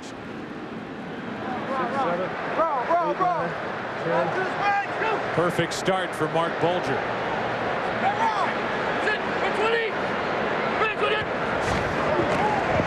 Lamar Gordon. Boy, he has got some room to run, and he takes advantage of it. A gain of 6. You know, the Bears really do have some questions behind that front line that they came up here with. I don't think they're happy at all with their second string anything, offense or defense. 2-minute warning in St. Louis. The Rams on the move, down by 3. This Fox NFL special is brought to you by Miller High Life. To live simply, proudly, boldly, manly. This is the High Life. It's a 10-7 Chicago lead. 2 minutes left in the first half. Coming up on the Visa halftime report, JB, Terry, and Howie will have first half analysis plus scores and highlights from all of the preseason action around the NFL tonight. Also, our Fox Sports ticker will update you with all the stats. Second down and 4. And a draw play. Gordon. He is just shy of a first down. A gain of 3. George Carlin has a list of people who get on his nerves. On that list, people who wear the face of their watch on the inside of their wrist.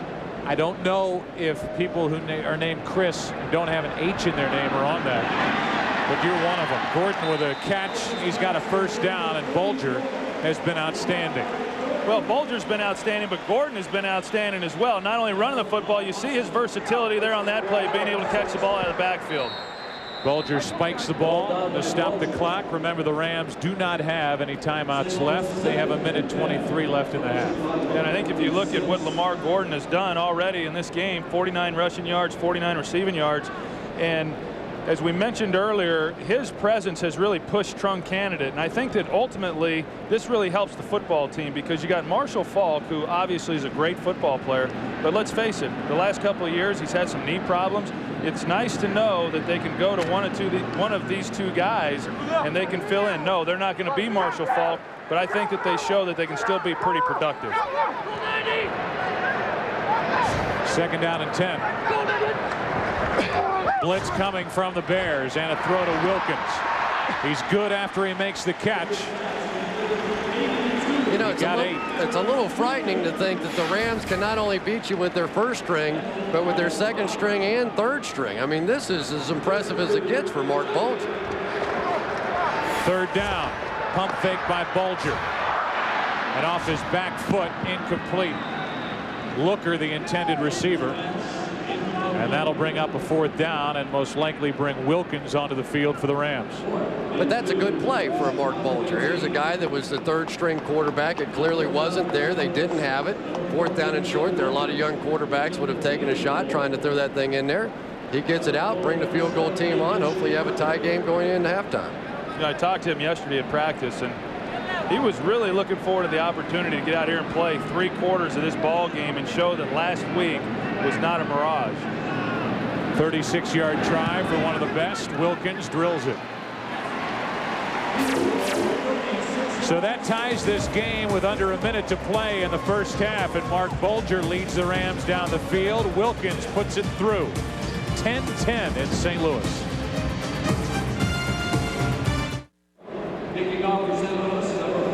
There's Wilkins, who just put the field goal through for St. Louis. There is young Chris Massey, who is right in the middle of it. This is a little guy, 6 feet. That's how they list him, 245.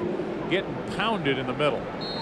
He's the long snapper, trying to replace Jeff Robinson, who ended up signing a big contract with Dallas. Simonton. Johnson hands to Abdullah, and Rabi Abdullah gets it to the 24. The Bears have it. 47 seconds left. Back after this from your local Fox station.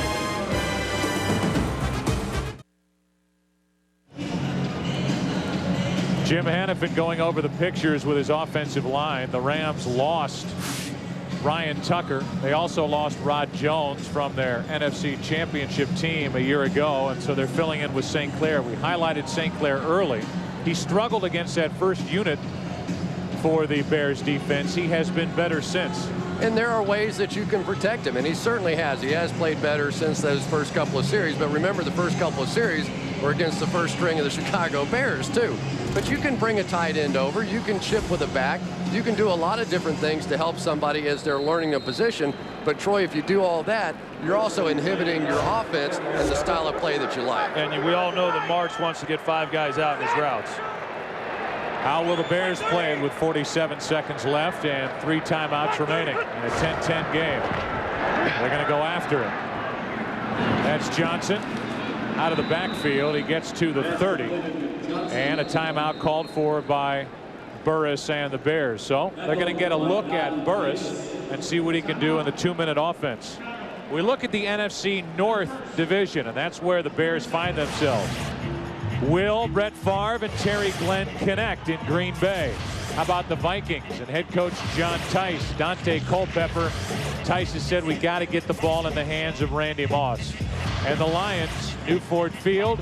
And who will it be? The guy who ended the year last year as the starting QB, Mike McMahon, or their top draft pick, Joey Harrington? Well, I don't know how you pay that kind of money to Joey Harrington and not. Obviously, he's going to be the starter at some point. It's just a matter of when. I still believe that in that division that Green Bay is going to be the team to beat. Brett Favre has shown no signs of slowing down. Second down and 4 after a gain of 6.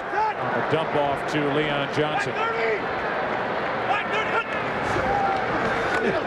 Burris throws, and it's caught. First down, Chicago, as Adele Shepard made the reception and gets the ball outside the Bear 40. Sometimes a 2-minute drill is the best thing in the world for a young quarterback. Gives him a chance to get into the flow of the game, quit thinking so much, and just get out and use his athleticism. Well, you've got Burris protected by a backup offensive line taking on the Rams' #1 defense. Prior to the snap, false start, number 60, offense. 5-yard penalty. Remains first down. It's Terrence Metcalf. Well, and there's Mark Colombo, number 75, the left tackle. We talked about Sinclair for the Rams, and the Bears are faced with a similar situation here at left tackle. Here's the first-round pick for the Bears, Mark Colombo, and he's slowly adapting to the speed of the NFL. And Philip Daniels, their right defensive end in practice and training camp, just took him to school early on, and it's been the best thing for him because they have seen him gradually improve as the weeks have gone along, and they feel in time, maybe not this season, but in time, he could be a great player. And he is a much better run blocker than he is a pass blocker. I have to tell you, though, I have been impressed with Bernard Robertson. I thought watching him on film and watching him in this ball game, pretty complete tackle. Inside a minute, so with a penalty on the offense, a 10-second runoff, and now there are only 7 seconds and counting left in the first half. The throw, the catch, that's Jaquette, who was just added to this team. And with 1 second left, the Bears try to call timeout, and they did not get it in time. So that's the end of the first half in St. Louis. With the score, Chicago 10, St. Louis 10. This is Fox NFL Special, and we are in St. Louis. We'll continue after these messages and a word from your local Fox station.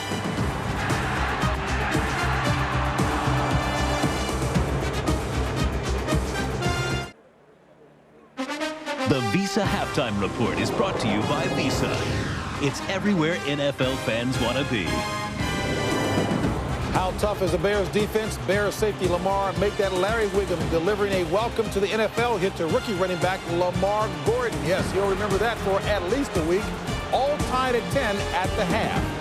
As we welcome you to Studio 2A here in Los Angeles, California, and the Visa halftime report. Full house with Terry, Howie, and yours truly, JB. First half, Howie. Well, you mentioned that Larry Wiggum hit on Lamar Gordon. Lamar Gordon is a guy that right now Mike Martz is in love with. Much like he was in love with Trunk Candidate last year, Trunk Candidate has kind of slid down to the number 3 spot. So it's interesting how it's shuffling out, who backs up Warner and who backs up Falk. Yeah, Jamie Martin, the backup to Kurt Warner of the Rams, got a bad thumb. He did play tonight, but Mark Bulger, who played well last week, starts off 6 for 6. Awfully impressive. And the one thing I give Mike Martz credit for, they said Bulger down in New Orleans, Haslett said the guy can't play. Well, look at the job when you have a good quarterback coach and a smart offensive coordinator like Mike Martz, and look at the job this kid's doing. Speaking of offense, that's exactly what Tampa Bay will be looking for as they turn to John Gruden and try to inject some offensive enthusiasm to the squad. And he can get it done. Chucky Bay, Brad Johnson, play action, down, over the middle. Keyshawn Johnson, all he's seeing this is cover 2. Linebackers can't get back deep enough, 20-yard gain. Now, in comes the other Johnson, this time to the outside. You see Frank Murphy from Rob Johnson, a little 3-yard touchdown. Went in, went out, man-to-man coverage. 13-0 Bucks over the Jags. Excitement about Drew Bledsoe in Buffalo. And why not? Gets up, looks left, looks right, sets one step, fade route, perfect throw. Eric Moles, 14-yard gain. 3rd and 6. Back, Bledsoe sets in there. Holy cow. Kenny Mixon, someone slow him down. No score at this point. Dante Culpepper in the middle, Howie. Post in route, 20-yard in. Once again, cover 2. Who has to stop the deep end, Howie? That's right, the middle linebacker. He can't do it. 48-yard gain. Not enough. I'm already on top of my game, and it's only the first one. Boy, you had a restful Don't pull a summer, did you rotator not? cuff. All Pat right, yourself on the back. Moving from football, let's turn now to baseball. The Major League Baseball Players Union has set a strike date of August 30th, which is 2 weeks from today. Now, while a strike date does not necessarily mean there is going to be a strike, it can't be seen as good news. We are disappointed, obviously, that the union decided today to set a strike date. Our hope had been that we could get an agreement with the players without the players taking the step that causes such great concern to so many of our fans.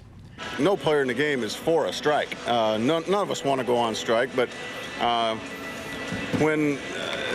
right now we've got an offer on the table that's a better offer than the owners have ever had. And as far as the worldwide draft, drug testing, and the luxury tax, we have conceded a lot of things. So they've got a great deal on the table right now, and we're trying like hell to get it done. If there is a stoppage, work stoppage, a lot of fans are going to be furious, and I'm one. It is very important for these people to get together. They can make every excuse in the book not to reach an accord. It is bad for them not to reach an accord. They need to keep working. Baseball fans will definitely want to tune in tomorrow to Fox Saturday Baseball at 1 o'clock Eastern Time as Union head Donald Fear and Major League Baseball President and COO Bob Dupay will join Jeannie Zelasco and Kevin Kennedy for a full discussion of the issues that separate the two sides. Check your local listings to see if you get an early game. Funny, nobody seems to care about the fan, JB. Amazing. All right. Well, let's hope, in fact, that's not the case in football. We know it isn't. As we take a look here, some of you will go to local news. Others will come back here for a discussion of the NFC. Visa is proud to celebrate the fans this season. Visa, it's everywhere NFL fans want to be.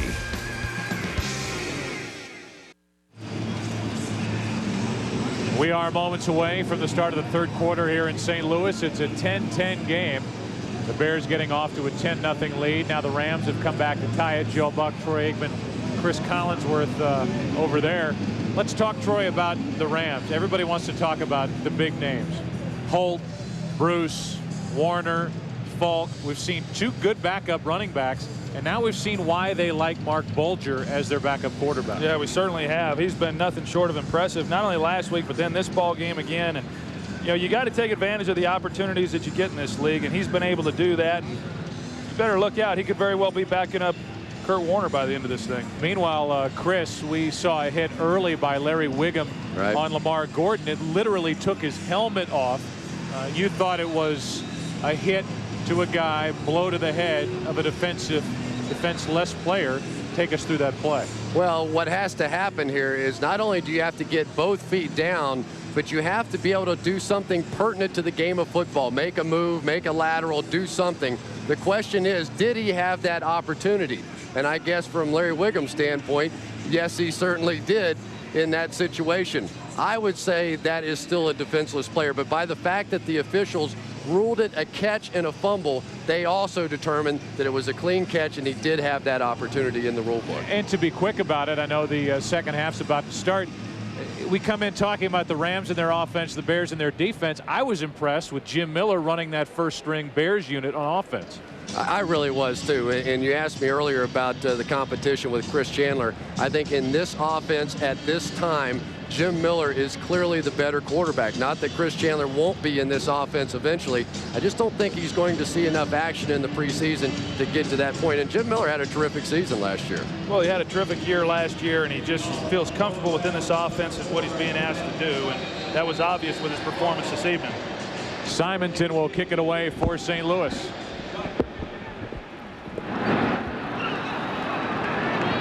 And the kick is taken by one of the up men, one of the tight ends for the Bears, John Davis, and he returns it across the 30, knocked down just shy of the 31, a 9-yard return. Let's go down to Pam Oliver. All right, Joe, seems you guys were peeking at my notepad. First half remarks from the coaches, report cards actually. First for Mike Martz. Very pleased with the play of running back Lamar Gordon. Also very thrilled with how Mark Bolger was able to move the offense. Also wide receiver Terrence Wilkins also getting a lot of credit. As for the Bears, Dick Duran echoes what you guys said, that the first unit did a great job moving the ball as well. Look for Henry Burris to see a lot of action in the second half. Well, here he is ready to go, Pam. First down from just across the 30. And his first throw is a completion to Lyman. Dustin Lyman with a catch, a former linebacker at Wake Forest when he played collegiately.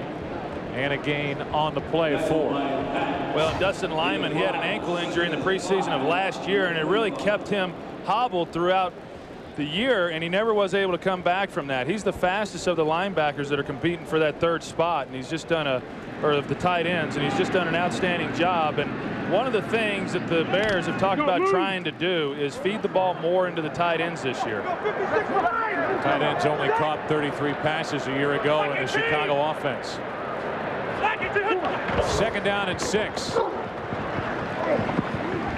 And the ball is carried by Rabi Abdullah, former Tampa Bay Buccaneer. He got a couple. Third down coming up for Chicago. And I thought it was interesting how they were going to try and work the ball to the tight end more. John Shoup was telling us that in practice, they'll actually tell Jim Miller, no matter what happens on this play, I want you to force the football into those tight ends. The tight ends don't often look open, but they can use those big bodies as a shield to catch the ball. Well, I asked Fred Baxter about that prior to the game, Chris, and he said that was news to him about getting the ball. Third down and 4. Burris brought down from behind, short of a first down. Climbing his back was John Burrow, and that stop brings the punt unit on for the Bears. That's one of the things that they wanted Henry Burris to do in this ball game. They felt like he didn't use his ability to run the football enough in the game last week. The Bears just brought in Daniel Pope. He will punt it. Terrence Wilkins getting ready to receive another for St. Louis. And a good punt. Wilkins from the 15. Makes a move to the sideline. And it was the punter, Daniel Pope, who helped knock him down. A 52-yard punt, but a 27-yard return for the guy who, in essence, is replacing Oz Hakeem. Terrence Wilkins, the former Colt. Welcome to the Rams, and a good return. St. Louis has it when we come back.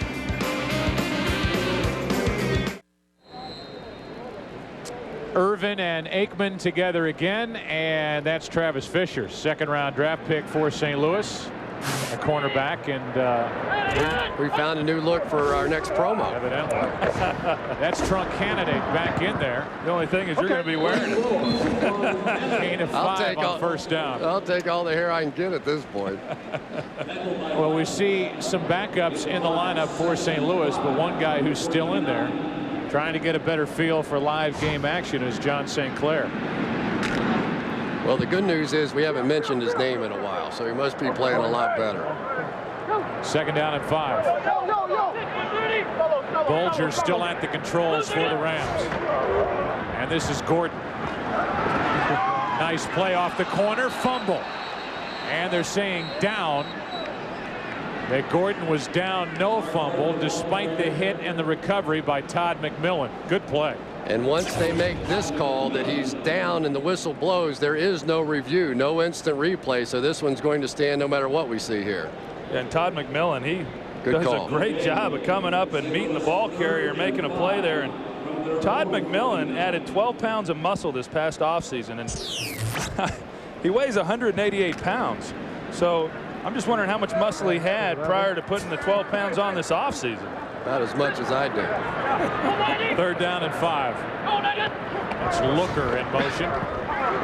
Plenty of time, not anymore. Bulger pulled it back, and then he's dropped for the sack.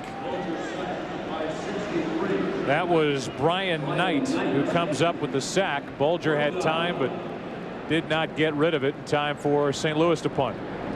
Big play for Brian Knight. He's in a competition with Devin Lemons for the 6th linebacker spot. And well, I tell you what, as these numbers start to dwindle down, you need some plays like that. 10 days left before the first round of cuts.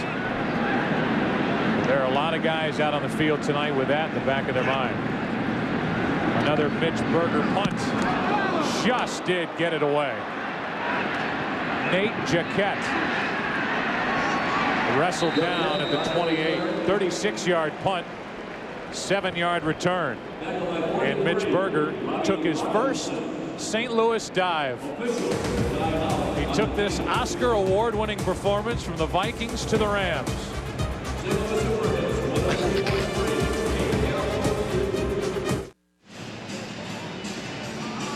It's a 10-10 game with 10:47 left in the 3rd quarter here in St. Louis.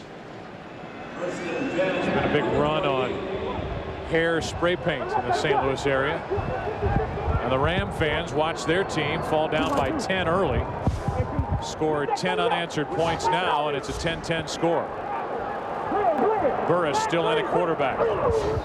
And there was movement up front, right side of the offensive line for Chicago, left early. All that pre-snap stuff was a little Ram-like there, wasn't it? The shifts, the moves, the motions. Prior to the snap, false start, number 60, offense. 5-yard penalty, remains first down. Well, for John Shoup, you get 107 yards out of your starting quarterback Jim Miller, and not much since.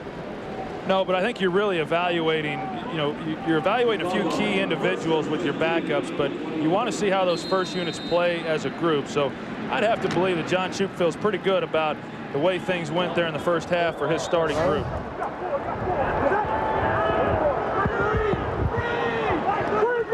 Five wide receivers set for Chicago, and a quick throw, the catch, and a quick tackle. That's Terrell with the grab, a gain of 5. Back to the original line of scrimmage. You look at the NFC West, Garcia and Terrell Owens. Can they get the 49ers over the hump? And the Seahawks are now in the NFC West. Holmgren's return to the NFC, new stadium. The Dilfer injury, which will keep him out of the early regular season action. And then the two sides of Jake Plummer. The two Jakes. And the Cardinals are in the same division as the St. Louis Rams. 2nd down and 9. Abdullah fights across the 30 to the 31. 3rd down coming up. Well, and I don't know about you, Chris, but you look at that NFC West, and to me, it's a two-horse race. I mean, it's still San Francisco, it's still St. Louis, and everyone obviously is picking St. Louis, but you know, with an injury here, an injury there, San Francisco could very well win that division. Well, especially with the improvements that they made on the defensive side of the ball last year, I was really surprised at how much better they got. For St. Louis defense probably got even better. Baseball tomorrow on Fox. 3rd down and 7 right now for Chicago. Burris plenty of time, slings it incomplete over the head of the intended receiver, Terrell. Well, that just shows you the strength of Henry Burris's arm. I watched him warm up down there, and I was shocked at the velocity that he can throw it. He just needs to bring that thing down about 4 feet. Or 14. Unless he's throwing to you, Collinsworth. Wow. Here's Terrence Wilkins waiting for another punt. And Daniel Pope ready to oblige. Another good punt. They got Wilkins because he hangs on to the football, and he can do that after he gathers it in. 49-yard punt, 20-yard return. And this one somewhere between 4 yards and 14 yards too high, according to this booth.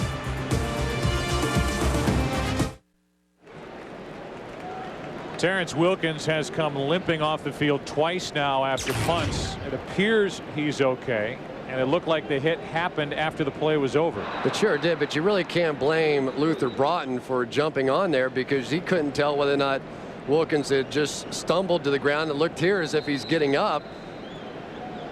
I think that's the reason there was no penalty flag thrown on the play. So from their own 39, Mark Bulger and company set it up. They'll take Wilkins into the locker room. Bulger on a slant, incomplete. Penalty flag on the play. Dane Looker, the intended receiver, and it was McMillan who drew the foul. Well, I don't know about that one. To me, from here, that looked like textbook coverage by a defensive cornerback. Just look, 26, Todd McMillan, and you know he's got the right arm on him, but he doesn't turn him, and that's really what they're looking for. Number 26, defense, penalized at the spot of the foul. 1st down.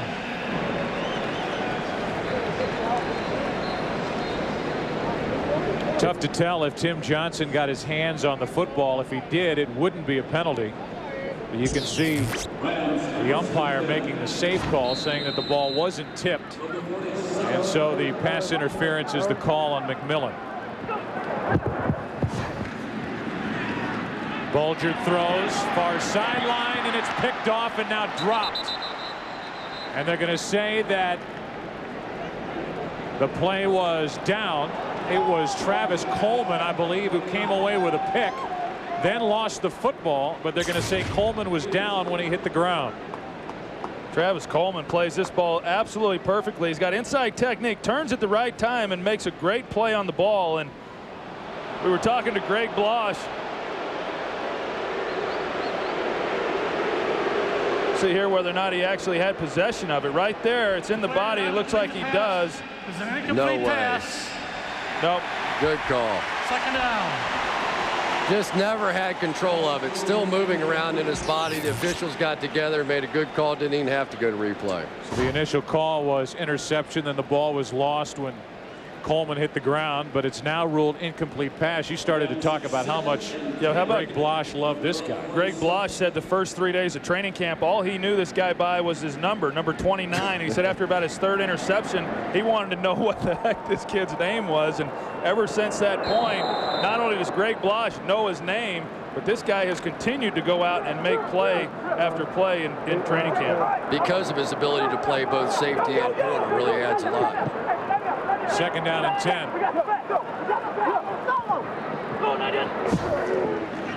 That's Candidate. Over the right side, gets to midfield, and that's it. The word on Terrence Wilkins, by the way, is they're taking him in for x-rays on his ribs. Johnson made that last stop. It'll be 3rd down and 7. How's your flip card there, Troy? Well, the the guys in the truck are having some problems here. We got a 29 on offense and a 29 on defense, and nobody. The only one we know that's 29 is Travis Coleman. Adrian Peterson on your right, one of the backup running backs. But you know, if the Rams have the ball, at 29 is Travis Coleman. Another throw, same play, and what a catch by Candidate. The first down at the Chicago 24. That was one-handed. Is that so Mike Martz? Like, he had something he liked. For whatever reason, it's almost intercepted the first time. He comes right back to it again, and this time gets the completion. What a great catch by Candidate, sticking one hand out, basically fending off the defender with the other, and making the one-handed catch. I'll tell you, it was a great catch, but it was also a great throw. Bulger puts it right in the only spot he can put it on. And I'll tell you this, if you try to match linebackers, that time Tim Johnson, against any running back for this Rams team, you're at a disadvantage. From the 24, Bulger another throw. Flips it up and incomplete. The intended receiver is Eugene Baker, a first-year player out of Kent State. Another injury report. Lamar Gordon has gone in. They're looking at his ankle, and he probably won't return. I'll tell you, Todd McMillan made another play there, and here's a young man that they really wanted to take a look at Todd McMillan at the cornerback slot and at the nickel slot to see how he matched up against these St. Louis Rams receivers. And I have to say, so far, he's gotten an A in my book. Second and third string receivers for the Rams as Bulger is in trouble and sacked back at the 39.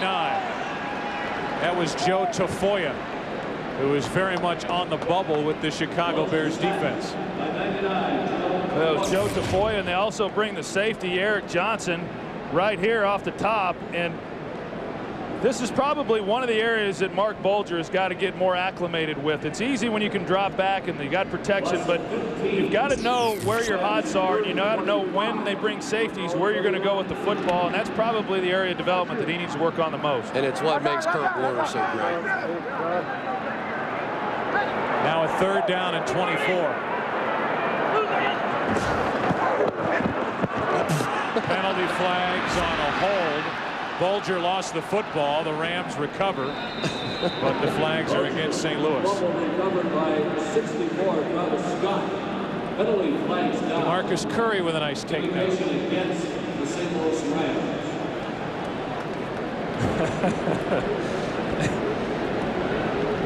That might be the easiest call for an official to make in this league.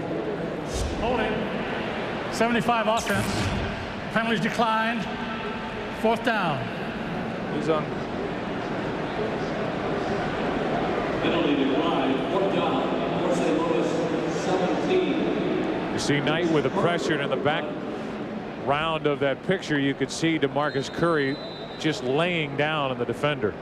It was not against St. Clair, it was against Curry. He is guilty. The Bears decline the penalty. And Berger with another punt. He specializes in getting the ball down inside the 20. And before the snap, there was movement for the Rams on their offensive line. And Berger comes away limping. How about Berger last year saying he played with a broken neck? Prior to the snap, false start, 53 offense, 5-yard penalty, remains fourth down. He did it covering a kick. I mean, kickers, one, aren't even supposed to get in the action. You know, they don't know how to tackle, and that's obvious by the fact that he broke his neck, but he said he continued to play. I'm still trying to figure out how you play football, regardless of what position you play, with a broken neck. Mitch Berger garnered some headlines by his assessment of the Minnesota Vikings handling of the Corey Stringer death. Had some harsh words for Mike Tice, their head coach, going into his first full year. Bad snap. And Berger's just happy to get rid of it. Taken in at the 19-yard line by Nate Jaquette. 27-yard punt, 10-10 in St. Louis. This Fox NFL special is brought to you by WebMD, the place America comes for healthcare answers. By Verizon, we never stop working for you. And by IBM, e-business is the game. Play to win.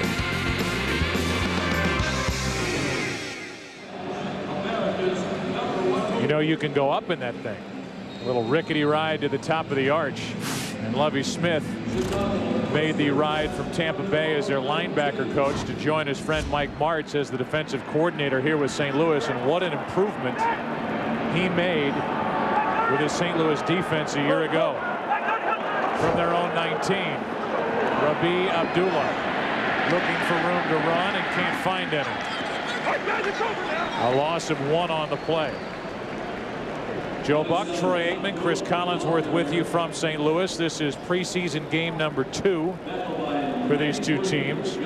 Both have started out 0-1. The game started with the Rams getting the ball, going backward offensively. The Bears got it, went down the field. Des White, 4 catches on the first drive, covering 59 yards, and it ended with a 26-yard touchdown throw from Jim Miller. The Bears added a field goal. The Rams have gone to work since then. It's 10-10. And that throw from Burris is out of the reach of Abdullah. 3rd and 11 coming up. I want to get back to something you were talking about with Lovie Smith and the difference that he's made on this team. Of course, coming over from Tampa Bay where he was a linebacker coach. But in just one season, this defense went from 23rd to 3rd in total defense, from 13th to 3rd in rush defense, from 27th to 10th in yards passing, and 471 points is what they gave up the season before he got there, 273 the next year. Just a remarkable turnaround, and did it by making the guys just simply hustle and play hard. Burris has to step up. Now tries to run, and he's brought down short of a first down at the Chicago 27. Well, and the other reason along with that, Chris, is there's no doubt Lovie Smith has come in and done a tremendous job of implementing this defense. He also did it with 8 new starters last season, so that obviously was a big factor in the turnaround. A guy like Aeneas Williams, Adam Archuleta, a first a draft pick for them last year. There were some key guys in there, Don Davis, Tom Pauly at linebacker, so it was a different group, but there's no doubt that he did a great job putting in the system. Another beautiful punt by Daniel Pope, and this is Yo Murphy. Wilkins out as they look at his ribs. Yo runs it straight up the middle of the field. He's brought down at the 34. A 55-yard punt by Daniel Pope, and the Rams get it back. The Bears and their fans are well aware of the fact that Soldier Field is undergoing a $587 million renovation. Troy, you did that playoff game there last year when they lost to the Eagles.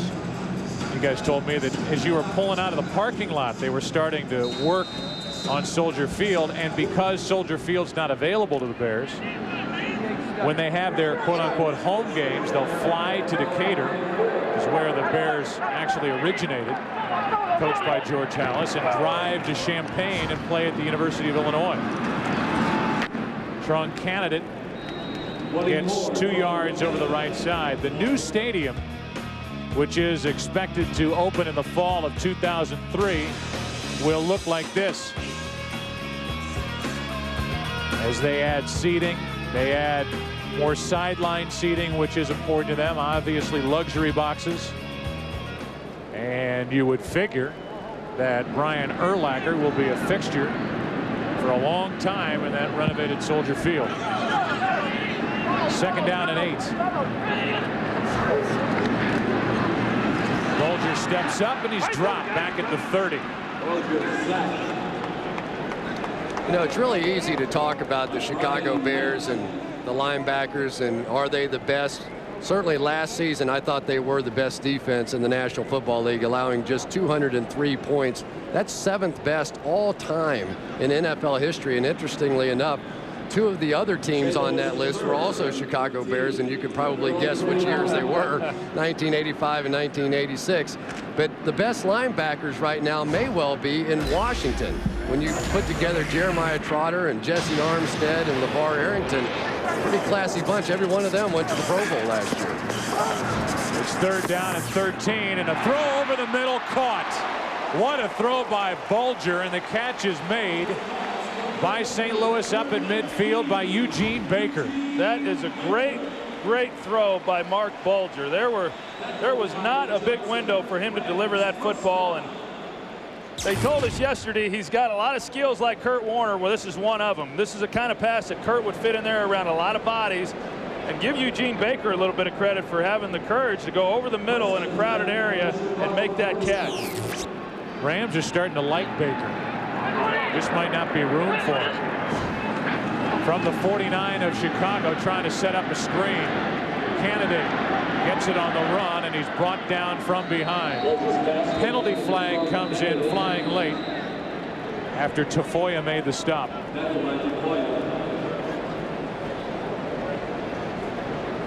And it's an offensive pass interference call.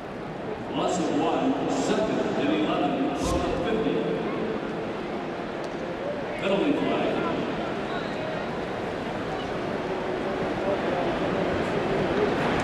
Pass interference. Number 86 offense blocking downfield.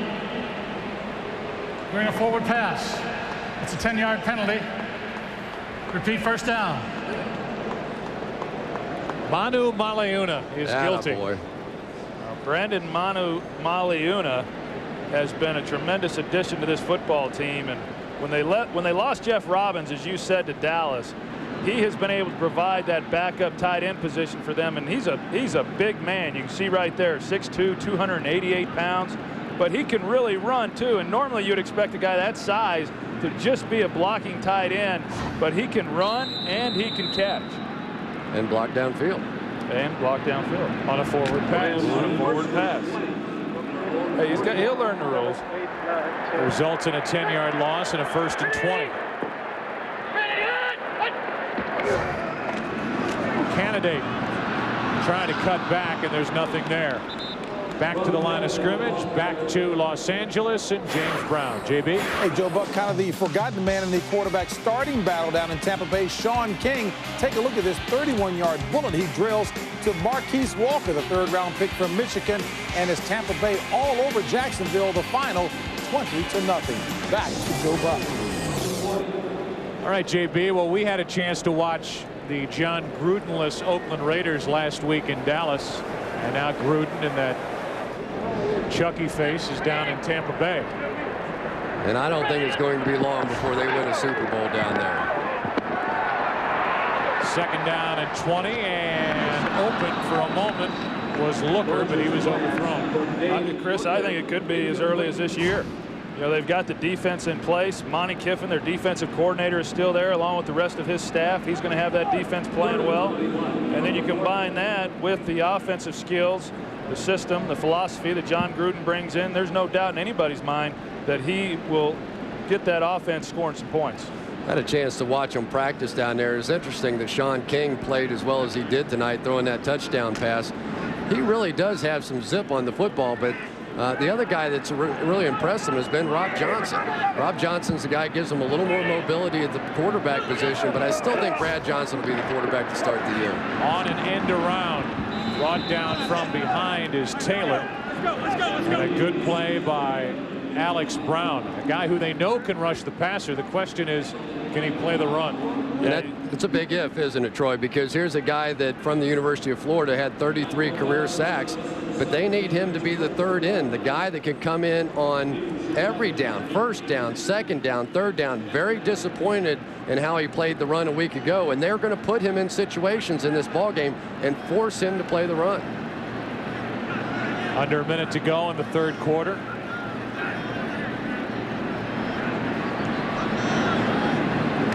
Better snap this time for Berger. Ugly punt. Jaquette gets it on a hop. Penalty flag on the play, and Jaquette is dumped back at the 17. That's Steve Belisari, who was a quarterback at Ohio State that the Rams are trying to turn into a safety. He made the stop after only a 3-yard return. A quarterback with a hit like that? What was the hardest tackle you ever made? On an interception, I tried making a tackle. I got knocked. That was one of my 10 concussions that I received. 10, we're saying? You know, what was it? We were talking to Dick Duran yesterday. He's talking about how hard Jim Miller works and how hard Chris Chandler works. And he says, you know what? As a defensive player throughout my career, I never realized how hard quarterbacks work. I mean, are you kidding me? How can you not know how hard a quarterback works? Oh, please. Unnecessary roughness. Contact out of bounds during the kick. Number 16 of the receiving team. Penalized half the distance to the goal. First down.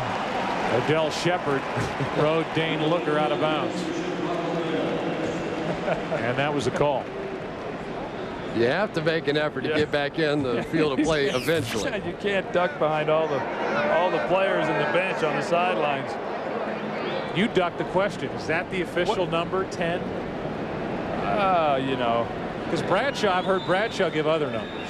How many I've read it. Well, hey, I don't know if it's I'll tell you or this. If I've had 10, Bradshaw's had about 30.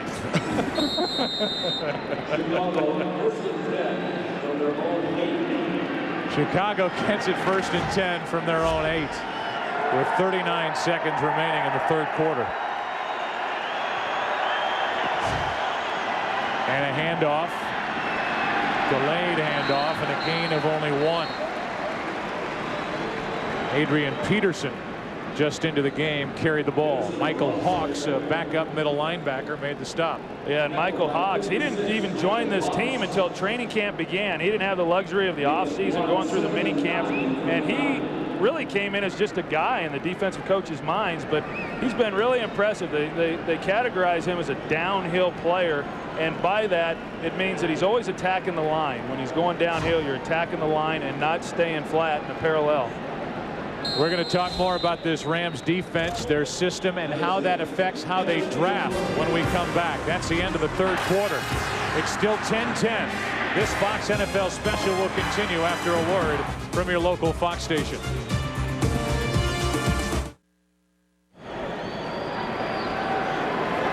More work for Henry Burris and the Chicago offense.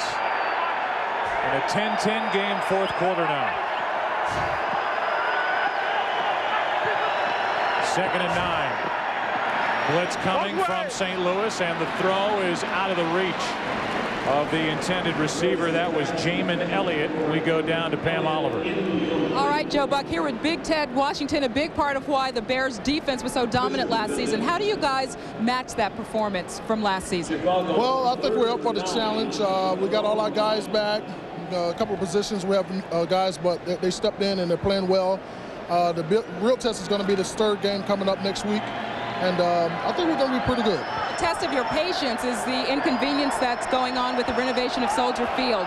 A lot of moaning about that already, but what are the players saying about it? I mean, you can't like it. Well, it's going to be hard. Everybody's kind of upset, but it's something we have to do. We're going to be on the road for 16 games, and we just have to live with it. Thank you. Appreciate it, Ted. Back to Joe. All right, Pam, that was Adrian Peterson, wrapped up by Cortland Bullard. At Adrian Peterson's the other 29. I'll never forget an interview that Pam did for our pregame show last year between Ted Washington and Keith Traylor, both sitting around sort of busting each other's chops, and at the end of it, Pam said something like, did anybody ever tell you guys you act like an old married couple? And Ted looked at her just as serious as he could be and said, hey, we don't play that.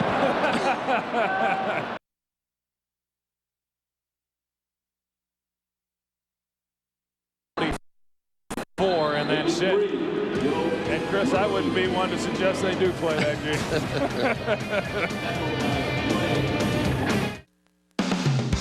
This Fox NFL special is brought to you by Trident White. Trident White, smile brighter. By Visa, it's everywhere NFL fans want to be. And by Ford, no boundaries. It seems like that guy's that inspired. Never mind. I've used that one already.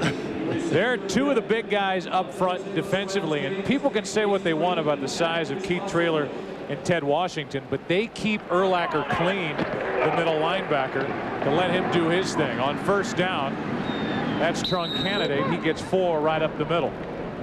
And Keith Traylor has actually lost some weight. He's been working with a nutritionist on the team by the name of Julie Burns, and his wife Krista has been cooking up some low-fat meals, and he looks good, doesn't he, Troy? How much has he lost, Chris? You know what? I already have one 300-pounder mad at me tonight. I'm not anywhere going close to that. But I think he looks great. It was that return in the game against Jacksonville that everybody had a comment about, and he was embarrassed. made him at least think about losing weight as Trunk Candidate fights off one tackle and gets inside Chicago territory, a gain of 3. Well, here it is. Traylor with the return.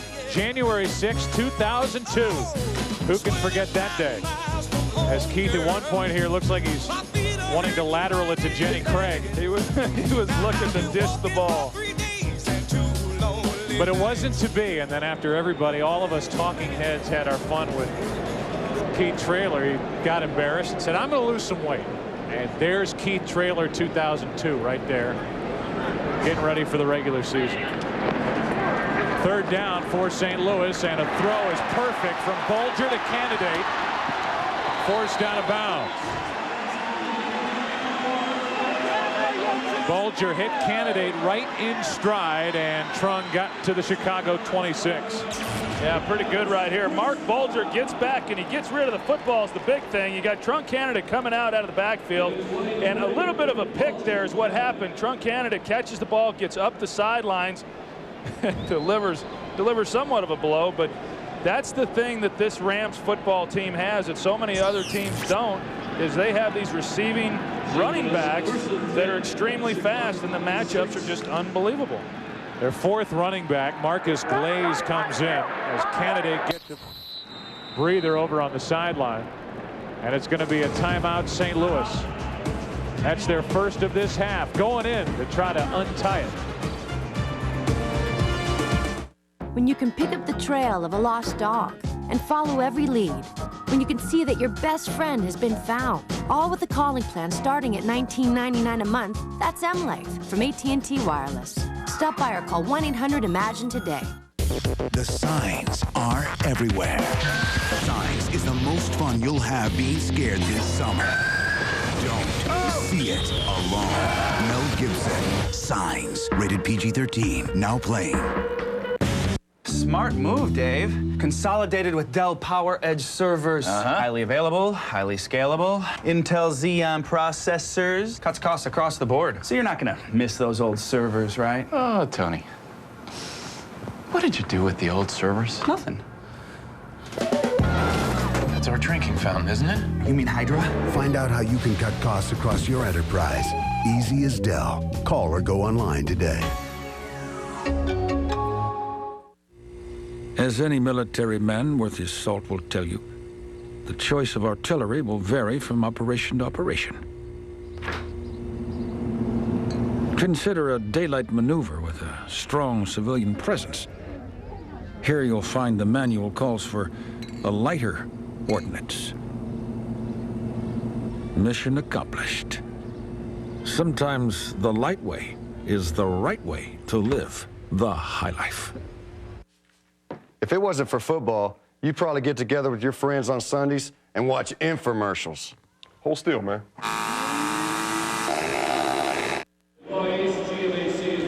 Jackie Slater, who played 20 years on the offensive line for the Rams, now an assistant coach during training camp. It's carried over to the preseason, talking to Orlando Pace. Yeah, and it's been a great addition having him here in training camp, helping out with this offensive line, especially we talked about John St. Clair, and you know, who better to learn from than a guy like Jackie Slater, who's been there and been in the battles and has all that wealth of experience. From the 26, first down, St. Louis. Bulger, penalty flags on the play. Manu Maleuna, touchdown, but there's a flag on the play.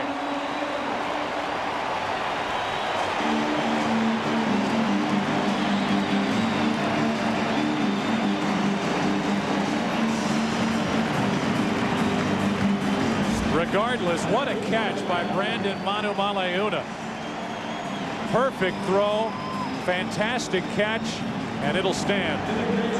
That's an outstanding play by a big man, and it's an outstanding throw by Mark Bulger. And watch how he hangs in the pocket with pressure and steps up. Grasping the face mask. Takes the hit there. In the defense. Here's the throw, and again, Mark Bulger, time after time, has just been putting these right where they need to be, and that's not an easy catch. Manu Maleuna, nice job of a big man running vertically down the field and beating a linebacker and making the play. Chris, he may force you to learn how to pronounce his name. Brandon Manu Maleuna. Got it. That's it. You score a touchdown, I'll give it a shot. So opening minutes of the fourth quarter, and now the Rams enjoy their first lead of the night, 17-10. They knew he could block. They've been pleasantly surprised with his hands, and he showed them off right there. This guy's got this junk on in preseason. It's 17-10 St. Louis with 12.5 left in the game. That's your next get up for our next promo. Boy, you're really bitter about that whole Mohawk thing, aren't you? Wouldn't you be? I would be. Simonton to kick for St. Louis after the personal foul. Simonton kicked it from the 45, and Nate Jaquette elects to take it out of the end zone. And it was a good decision. Very good decision. Nate Jaquette tripped up inside the 10. No flags. 95-yard return. I guarantee you the special teams coach, when he started to bring that out of the end zone, was going crazy. What in the world are you thinking about? You have a short kickoff. It's high in the air. There's nowhere to go. By the time he catches this ball, the coverage teams are down to the 10-yard line, and he almost breaks it for the distance.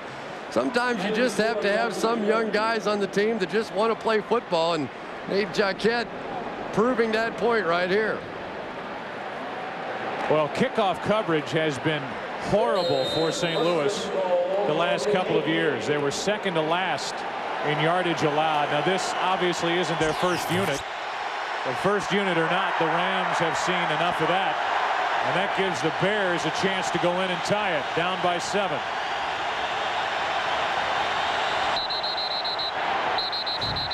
And movement before the snap.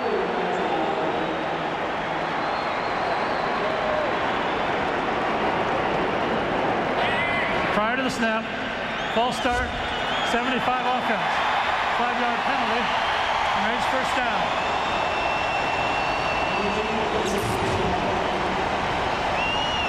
Who got the touchdown saving tackle?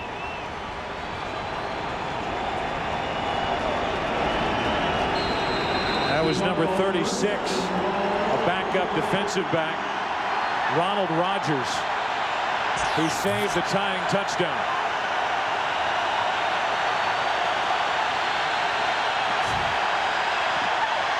Burris in trouble and sacked.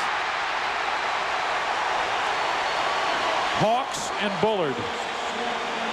You know, Henry Burris has really been reduced to a stunt quarterback behind this second offensive line of the Bears, and I don't think he's played all that well here tonight or last week, but you have to at least have a chance to plant your back foot to throw the football. Yeah, this is unfortunate. You get in this point in a game, in a preseason game, and you got a lot of reserves in, you're not going to get the protection. It's not a real true evaluation process for Henry Burris. I don't think Burris and the Bears offense practiced with speakers during this past week for a preseason game. And Burris has to use a timeout. This crowd's going nuts. There it is, our first letter D in offense of the year.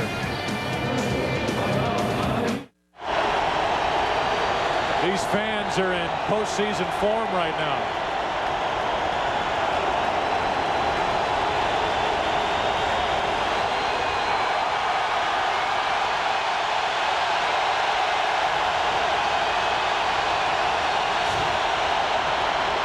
That's McCoo. And that's the 15-yard line, and that's it. Jonathan Brown made the stop. These starters are having a ball over on the sideline watching their backups play in front of, for some reason, a frenzied crowd here in this dome. Hey, it's football season. Everybody's excited.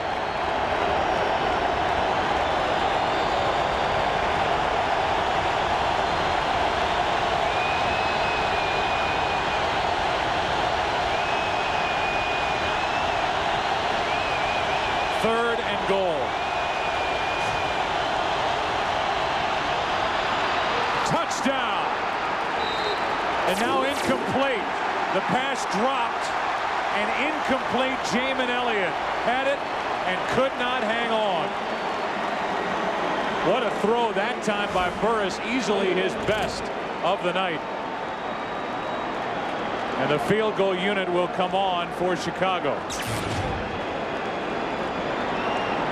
Here he's got a chance right in the hands. Boy, you got to make that play, and couldn't see there if he was bobbling or if he had possession of the ball. That one may need a little review, because if his elbow knocked it out on the way down, that's a touchdown. I tell you, it looked like a touchdown from here all the way. I tell you, now the Bears are going to challenge it, I believe, and they should.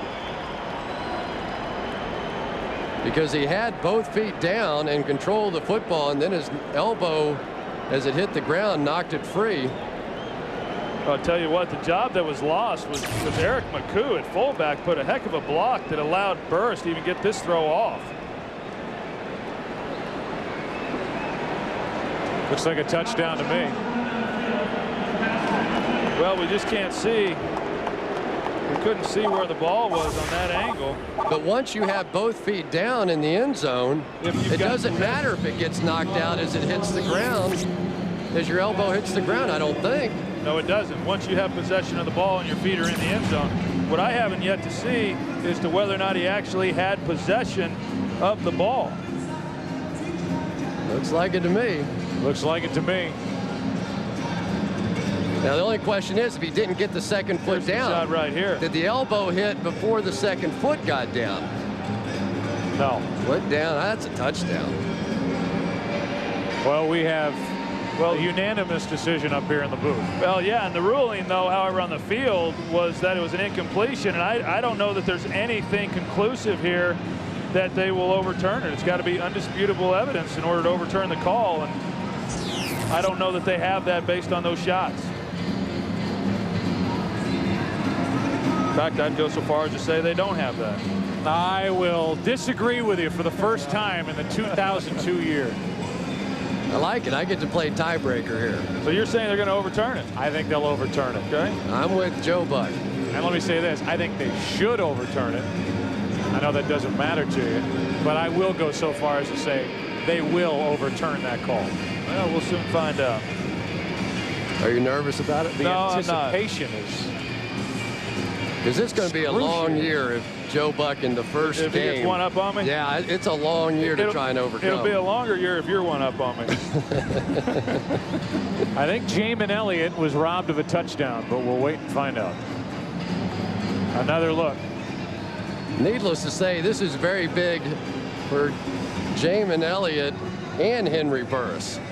They would both desperately like to have a touchdown here, trying to make this football team. After review, the receiver possessed the ball, but in the process of completing the catch, his right elbow touched the ground and the ball came loose.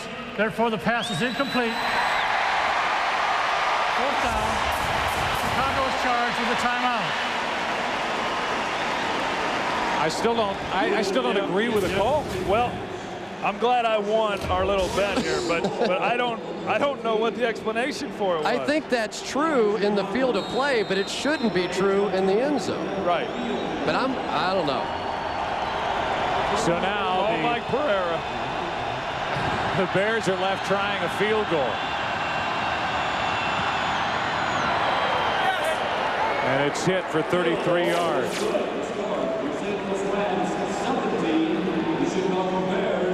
That was John Hilbert who made the field goal, and Jamin Elliott, and that catch and that ruled incomplete has got Burris and the rest of the Chicago sideline shaking their collective head over there. I'm about to wear my rule book out tonight. And it's preseason. I know. And look at Burris is thinking, come on, throw me something here. How about Henry Burris, though? He had a tough game. Last week, his quarterback rating at the end of last week's game was 1.7. And yet when he came, and I don't know how you do that, but he came in and saw us yesterday when we visited with him. The guy's always got a smile on his face. He was happy. He was so excited about coming out here and playing in this ball game tonight. And you see him on the sidelines a minute ago, and he's the same way. He's just a guy who really enjoys playing, and we asked him who influenced him the most. He backed up Brett Favre at Green Bay, and he said Brett Favre really influenced his style, and he feels like his style is more like his. And, Brett Favre's the same way. Brett Favre loves to compete. He loves to go out there and have a good time, and maybe Henry Burris learned some of that from Brett Favre. So there are the numbers for Burris. Word from upstairs is that Jamin Elliott did not maintain possession on that catch, and I disagree. You're a bitter man. Not really. Not at all, actually. As the kick goes through the back of the end zone, and St. Louis with a 4-point lead and 10:51 left on the clock will go to work from their own 20. This September, get your NFL picks a day earlier with the most outrageous, unpredictable NFL pregame show you've ever seen. Introducing the new NFL show on Fox Sports Net. Michael Irvin, Tony Siragusa, and comedian Tommy Davidson. Pregame shows may never be the same. Start your NFL weekend the night before kickoff with the NFL show, premiering this September on Fox Sports Net. That guy needs to be on the show. I'm sure he will be at some point. He's a perfect fit. From the 20.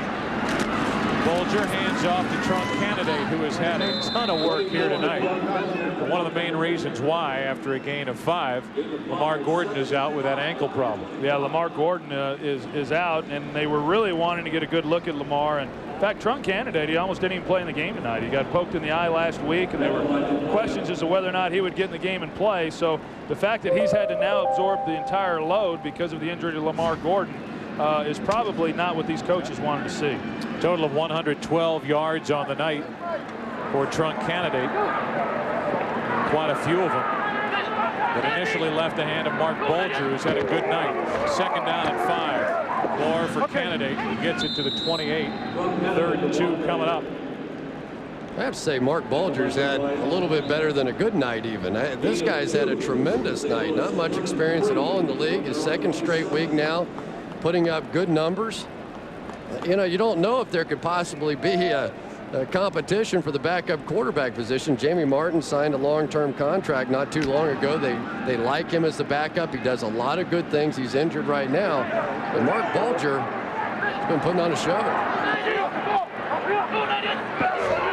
3rd down and 2. Rams throw, and the pass is incomplete. It was Eugene Baker, the intended receiver, and the Rams will have to punt it back to the Bears. There's Jamie Martin, who has a separated shoulder and is, at least at the beginning here, slated to miss 2 to 4 weeks.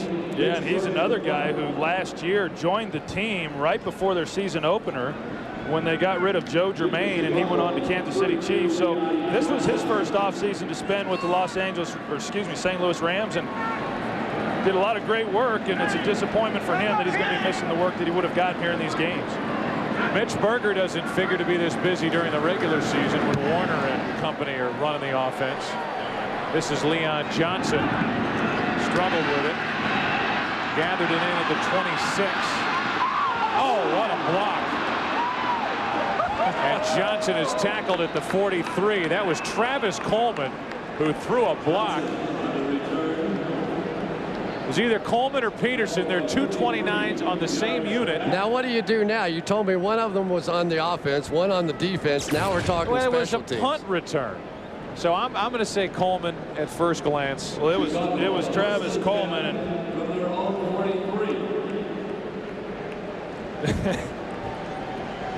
not pictured. Not pictured. Coleman came off getting high fives. It's 1st down for Chicago. Now this is Adrian Peterson.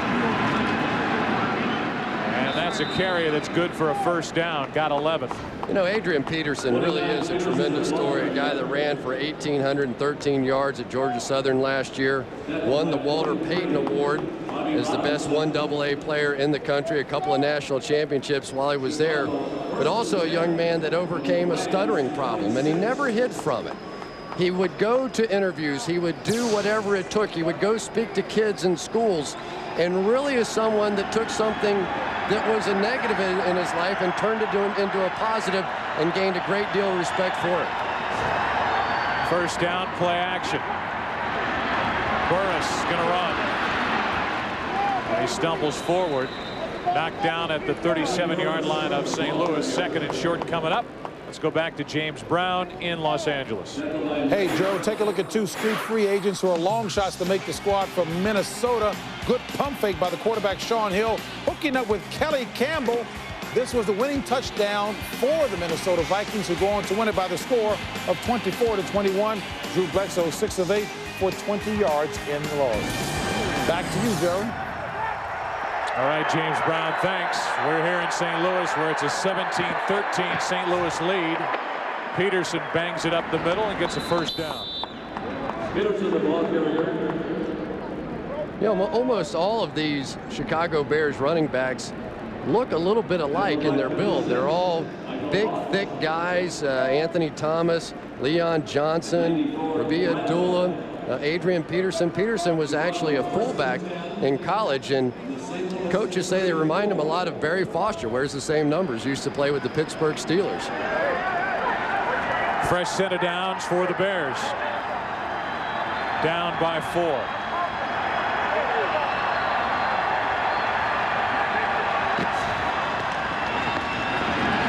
Throw and catch and a drop. Now they say incomplete.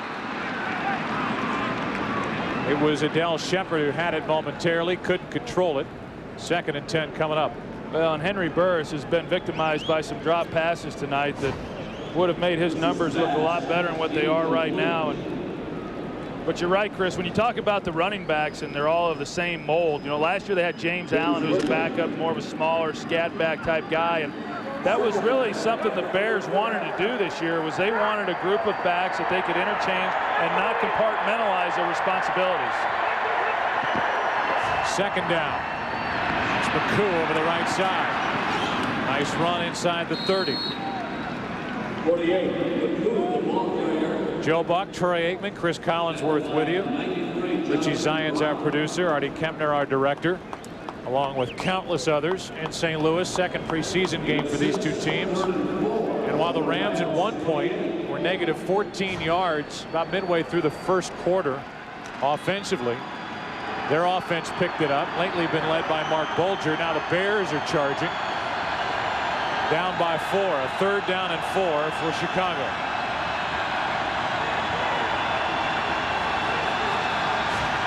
Blitz coming from St. Louis, and a quick throw too low. Incomplete for Shepard. And it's 4th down. Well, and Henry just rushed that one. He just rushed that one. He had some time. Line did a good job of picking up the blitz. Henry rushed the throw a little bit, rushed getting back, and because he rushed it, he wasn't able to get his feet properly set and pulled the ball and didn't give Shepard much of a chance to make a play on that one. Edinger will attempt a 46-yarder to try to make it a 1-point game. 46 yards.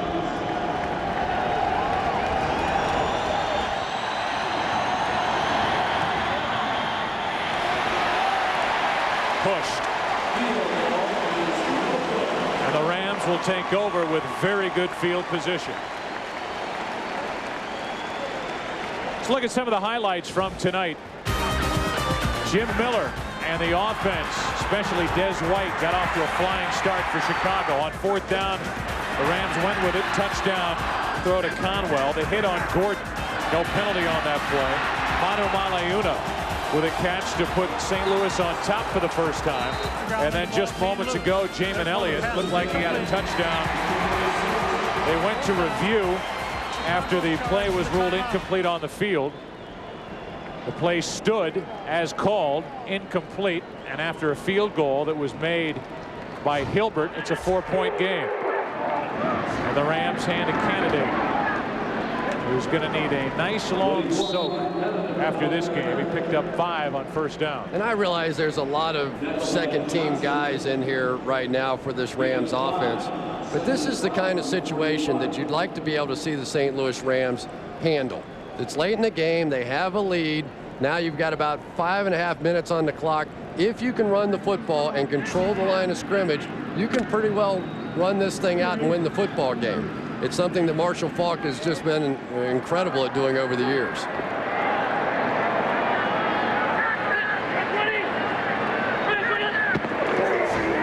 Candidate gets to the 45. He got 4, a yard shy of a 1st down. Chris, I think you make a good point there. In fact, I I would have to think that that's exactly what Mike Martz is thinking, and whether or not they throw the ball here on 3rd and short or not, but I think we're going to see a heavy dose of them running the football if they do pick up this 1st down and try to prove to these linemen that this is what you have to do in these situations in order to ice games. 2 possessions ago, the Bears had to use 1 timeout because of too much crowd noise. The other timeout on that challenge, it didn't go their way. They're left with only 1. Candidate with a 1st down. And he pulls his way inside the Chicago 45 to the 44. Maurice Douglas, a converted baseball player who is now playing fullback right there. Watch the block that he's going to throw on this one to spring him. That is a monster block from the fullback. Old Moose would have been proud of that one. You come in there, it's an isolation play. You know you've got 1 guy to blow out of the hole. And Maurice Douglas, just an outstanding effort there. And he's had a lot to learn from James Hodgins. That's the way he does it with that #1 team. Candidate has 85 yards on the ground, plus a few more. Down to the 39 on 1st down.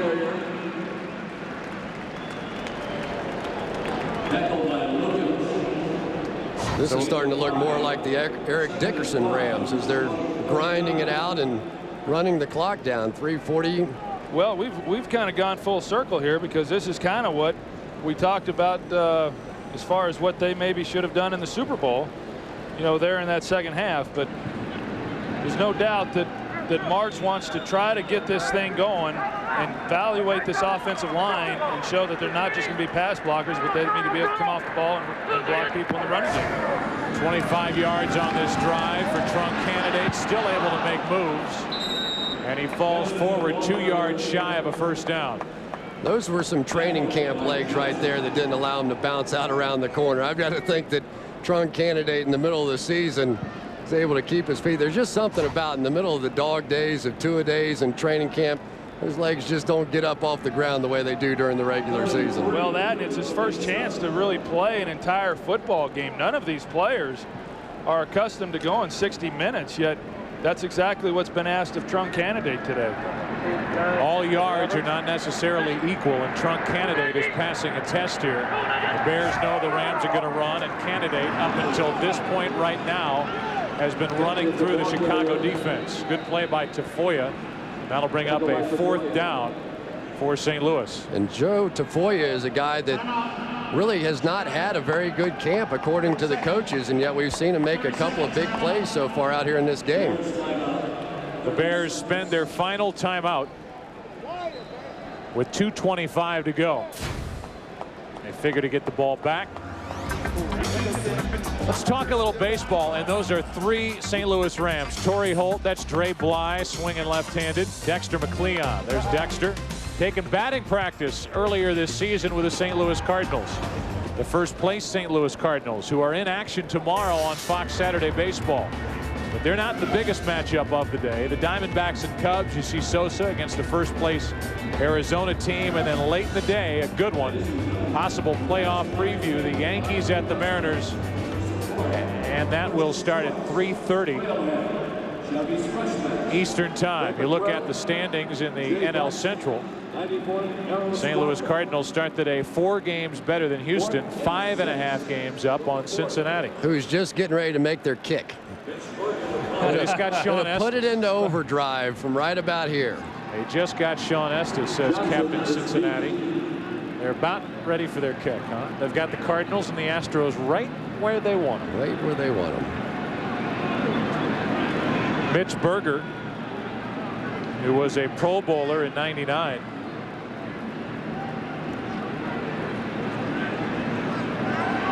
And now we've got another delay on the field. Maybe this could be a question of how many timeouts remain. I think they're still arguing your touchdown call, Joe. They could be, and they should be. So whatever the discrepancy is now, see if the explanation goes to the other side, Mike Martz, or if they're just ready to play on. And they're ready to play on. 2:25 left, and the Bears are out of timeouts.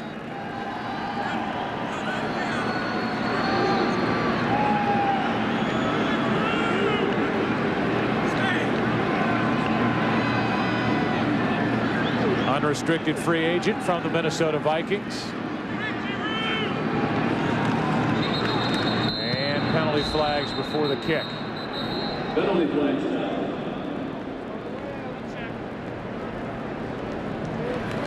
Prior to the snap, false start, 39 offense, 5-yard penalty, remains 4th down. It doesn't really break the heart of Mitch Berger as he gets a little more room with which to work. There's Bobby April, the special teams coach for the Rams. I have a rule change I'd like them to put in. If the punter from this position kicks it into the end zone, his gross should be 25 yards, not the net. These punters in these situations, they always want to get it down there and it ends up rolling in the end zone, and on their overall punting average, it ends up showing up like it's a 45-yard punt. It's not. It's a 25-yard punt. So let's see what Berger does with it here. Nearly got it blocked, and he hangs it high. Johnson calls for the fair catch, and it's taken in at the 18-yard line.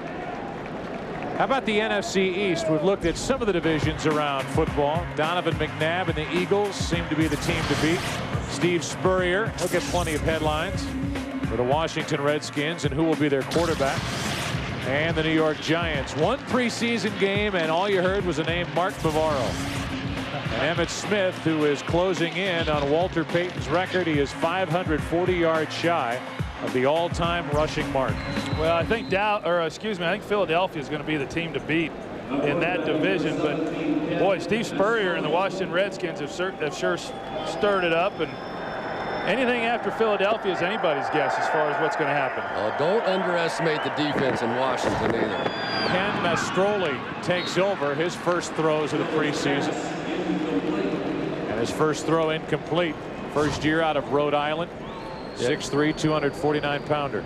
So he's a big man, basically 250 pounds, and I was down on the field watching him throw, and I just couldn't believe the size of him. And it seems strange. Quarterbacks are getting bigger and bigger these days. Dante Culpepper's about 270 pounds, runs like he's a wide receiver, and Mastroli, he's no small fella. Local news coming up after the game, except on the West Coast. Mastroli's going to run, see if that big body can move. Ken gets it out to the 25, about 4 yards shy of the first down mark, and we are at the 2-minute warning in St. Louis. The Rams trying to hang on, lead by 4 with 2 minutes left.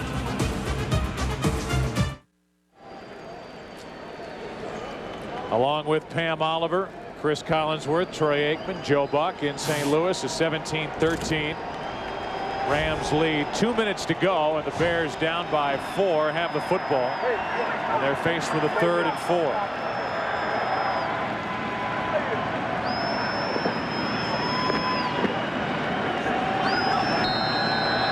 So a battle of the backups here in the final 2 minutes to see who wins this game.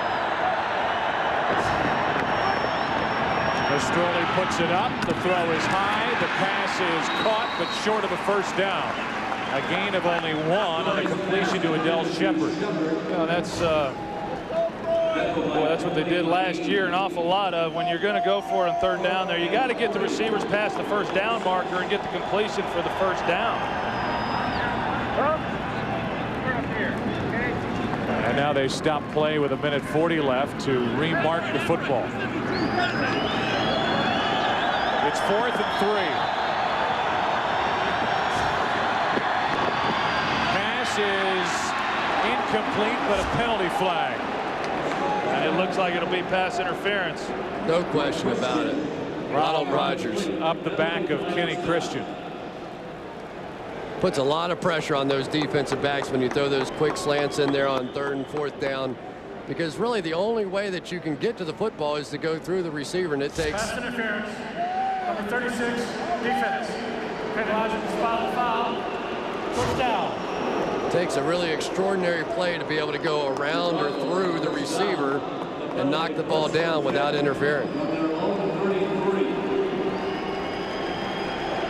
Mike Martz, who's been battling a cold all week, wondering if the reserves on his defense are going to be good enough to keep the Bears from going down the field. They have to get in the end zone. Heavy pressure. Mastroli steps up and throws. Comes down with it. What a catch. What a catch by Kenny Christian. That was an outstanding catch on his part, going inside and getting the football. The ball was not on his outside. He did a great job of going to get it. That took the ball all the way to the St. Louis 16.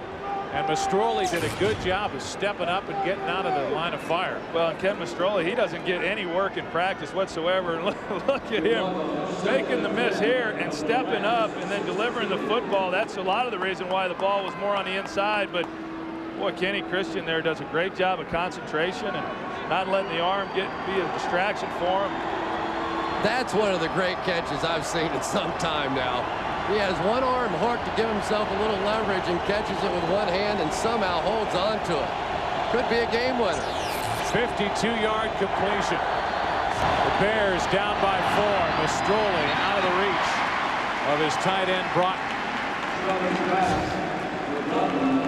You know, the one thing I would disagree with after they made that catch, Mastroli runs down, and the first thing you're inclined to do as a quarterback is you want to run down there and spike the ball, but there was still well over a minute in this ball game, and there was no rush for him in order to do that. And right now it's 3rd down, and that down that they missed by intentionally grounding it could come back on. For those that remain still in it here in St. Louis, the fans on 3rd and 10 making noise, and Mastroli hit as he throws incomplete. You know, the other thing, Troy, going back to your last point, is you just had a big play, and all of a sudden, Coach Kohler going a little crazy on the sideline. You just had a big play, and you've got the defense now on their heels. They're out of sorts, and you're going to go up there and basically give them a chance to get resettled. That's right. You got them on their heels. Now they get a chance to reset. They get a chance to call a blitz like what they did in a situation right there with James Whitley coming off the corner, and Mastroli did not see him coming. 4th down here. They have to hurry. They have no timeouts remaining. Just got it away. End zone. Christian. Touchdown, Chicago.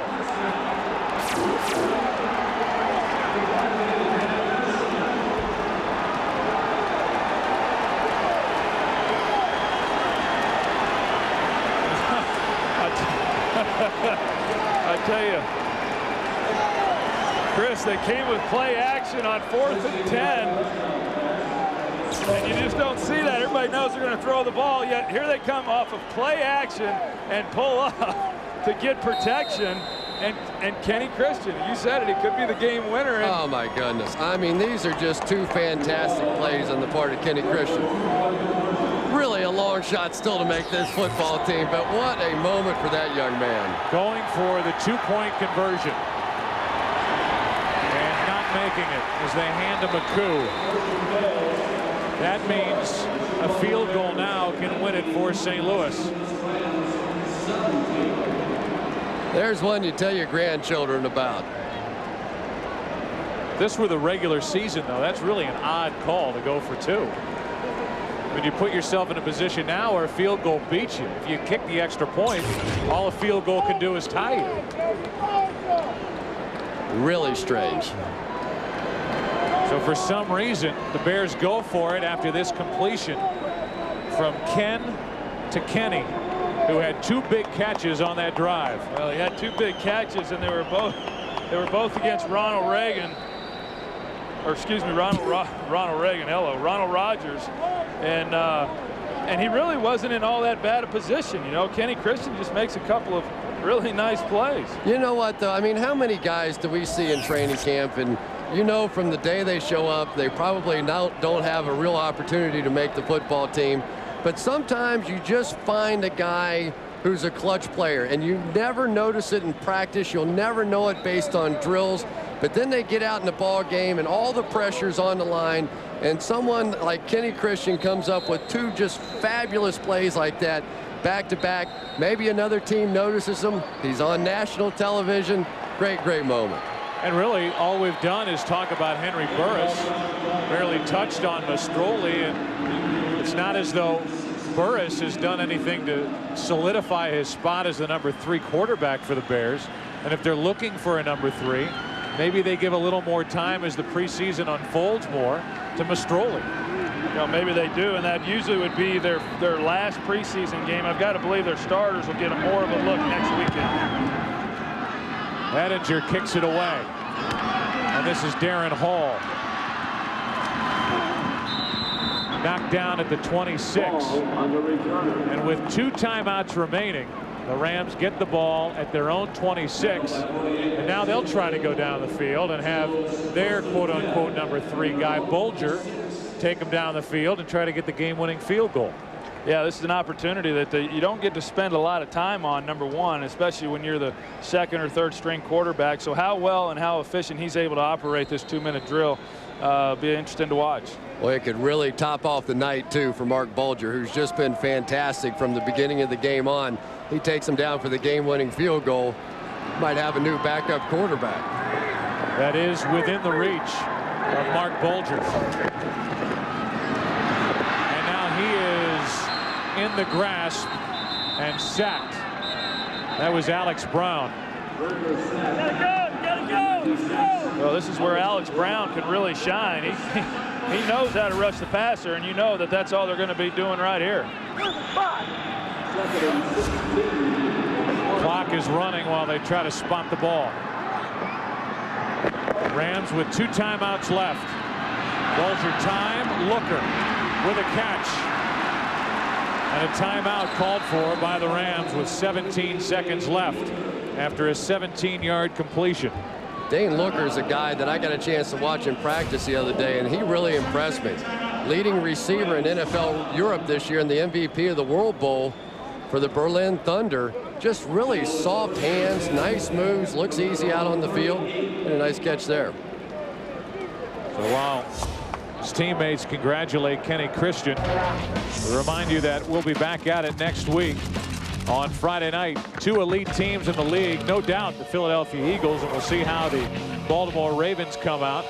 Their fine linebacker Ray Lewis. It all begins next Friday at 8 Eastern, 5 Pacific, right here on Fox Sports. There's your combination. Ken to Kenny. Kenny Christian may have jumped up the depth chart with a couple of catches on the most recent drive. Bulger falls down going back. And they're going to say that Bulger was down and touched while he was down. And the Rams will spend their final timeout. And that's the first really bad play we've seen out of Bulger. Nothing wrong with getting tripped by your offensive lineman, which happens all the time in this league. Foot steps on him, goes down, but now you have to get up. You're not down. You have an opportunity here to get up, and he just lays on the field. I can't tell you how many times that happens when the center gets rushed when he's got a man over the top of him, and when he steps back and that quarterback's not getting out of there very quickly and steps on that left foot. It's a tough situation. Just to get it out there, there has been a rule change in the NFL this year that inside 2 minutes, the end of each half on a quarterback sack, used to be the clock would stop as they reset the football and in essence penalize the defense for a good play. Now they'll let the clock continue to run. But the Rams had a timeout left, so they take it. With 8 seconds left, St. Louis will take a shot down the field. Bulger doesn't even get the chance as he's brought down in the backfield. The clock continues to run, and that'll do it. So that's how this game comes to an end. And they'll be talking about Kenny Christian and Ken Mastroli on the call-in shows tomorrow morning in Chicago. Yes, they will. But you know what? I think both these teams have something to build on. Chicago played well with their starters, and then you look at the Rams, and I think some of the questions that they're looking at, particularly Mark Bulger, they got answered again tonight. But in preseason, you always look to how the ones did against the ones, and I think the Chicago Bears won that battle tonight. So we saw some good young talent here tonight on each side. There's your final. Chicago wins it by 2 over St. Louis. We'll come back to the Dome after this.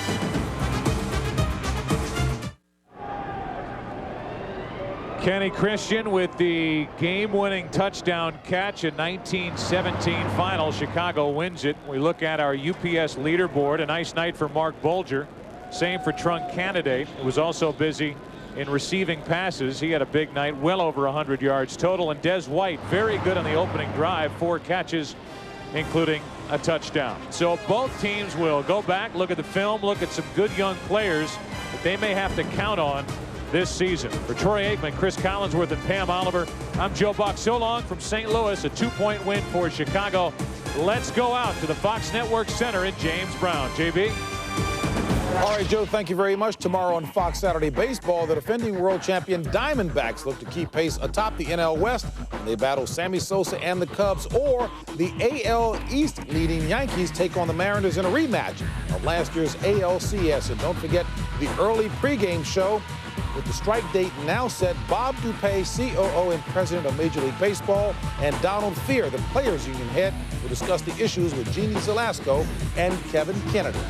As we bring you back to Los Angeles and our Fox studio, here in Studio TA, Howie Long, Terry Bradshaw, yours truly, James Brown. You heard the guys talking about some excellent young talent on both sides of the ball. Some may not stick there, but... Well, Kenny Christian's a guy who jumps out of it. That's what this preseason is all about. For a young player to catch either the Bears' eye or somebody else's eye, it's going to be very difficult for him to make that team with Terrell, White, Booker, Shepard, and they get Marcus Robinson back in a week or two here.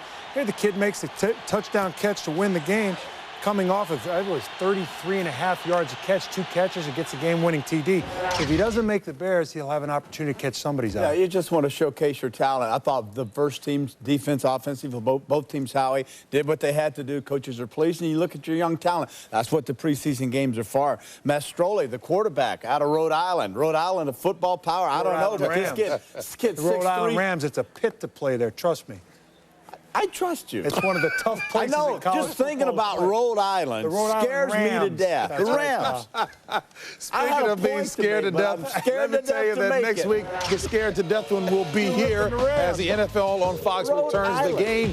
The Ravens taking on the Eagles. The Eagles, a squad that many say may well be the representative in the Super Bowl. That'll be coming your way next Friday, and it all begins at 8 Eastern, 5 Pacific. We'll see you next Friday. Rhode Scared Island. to death. Rams. You'll be speaking there tomorrow, right?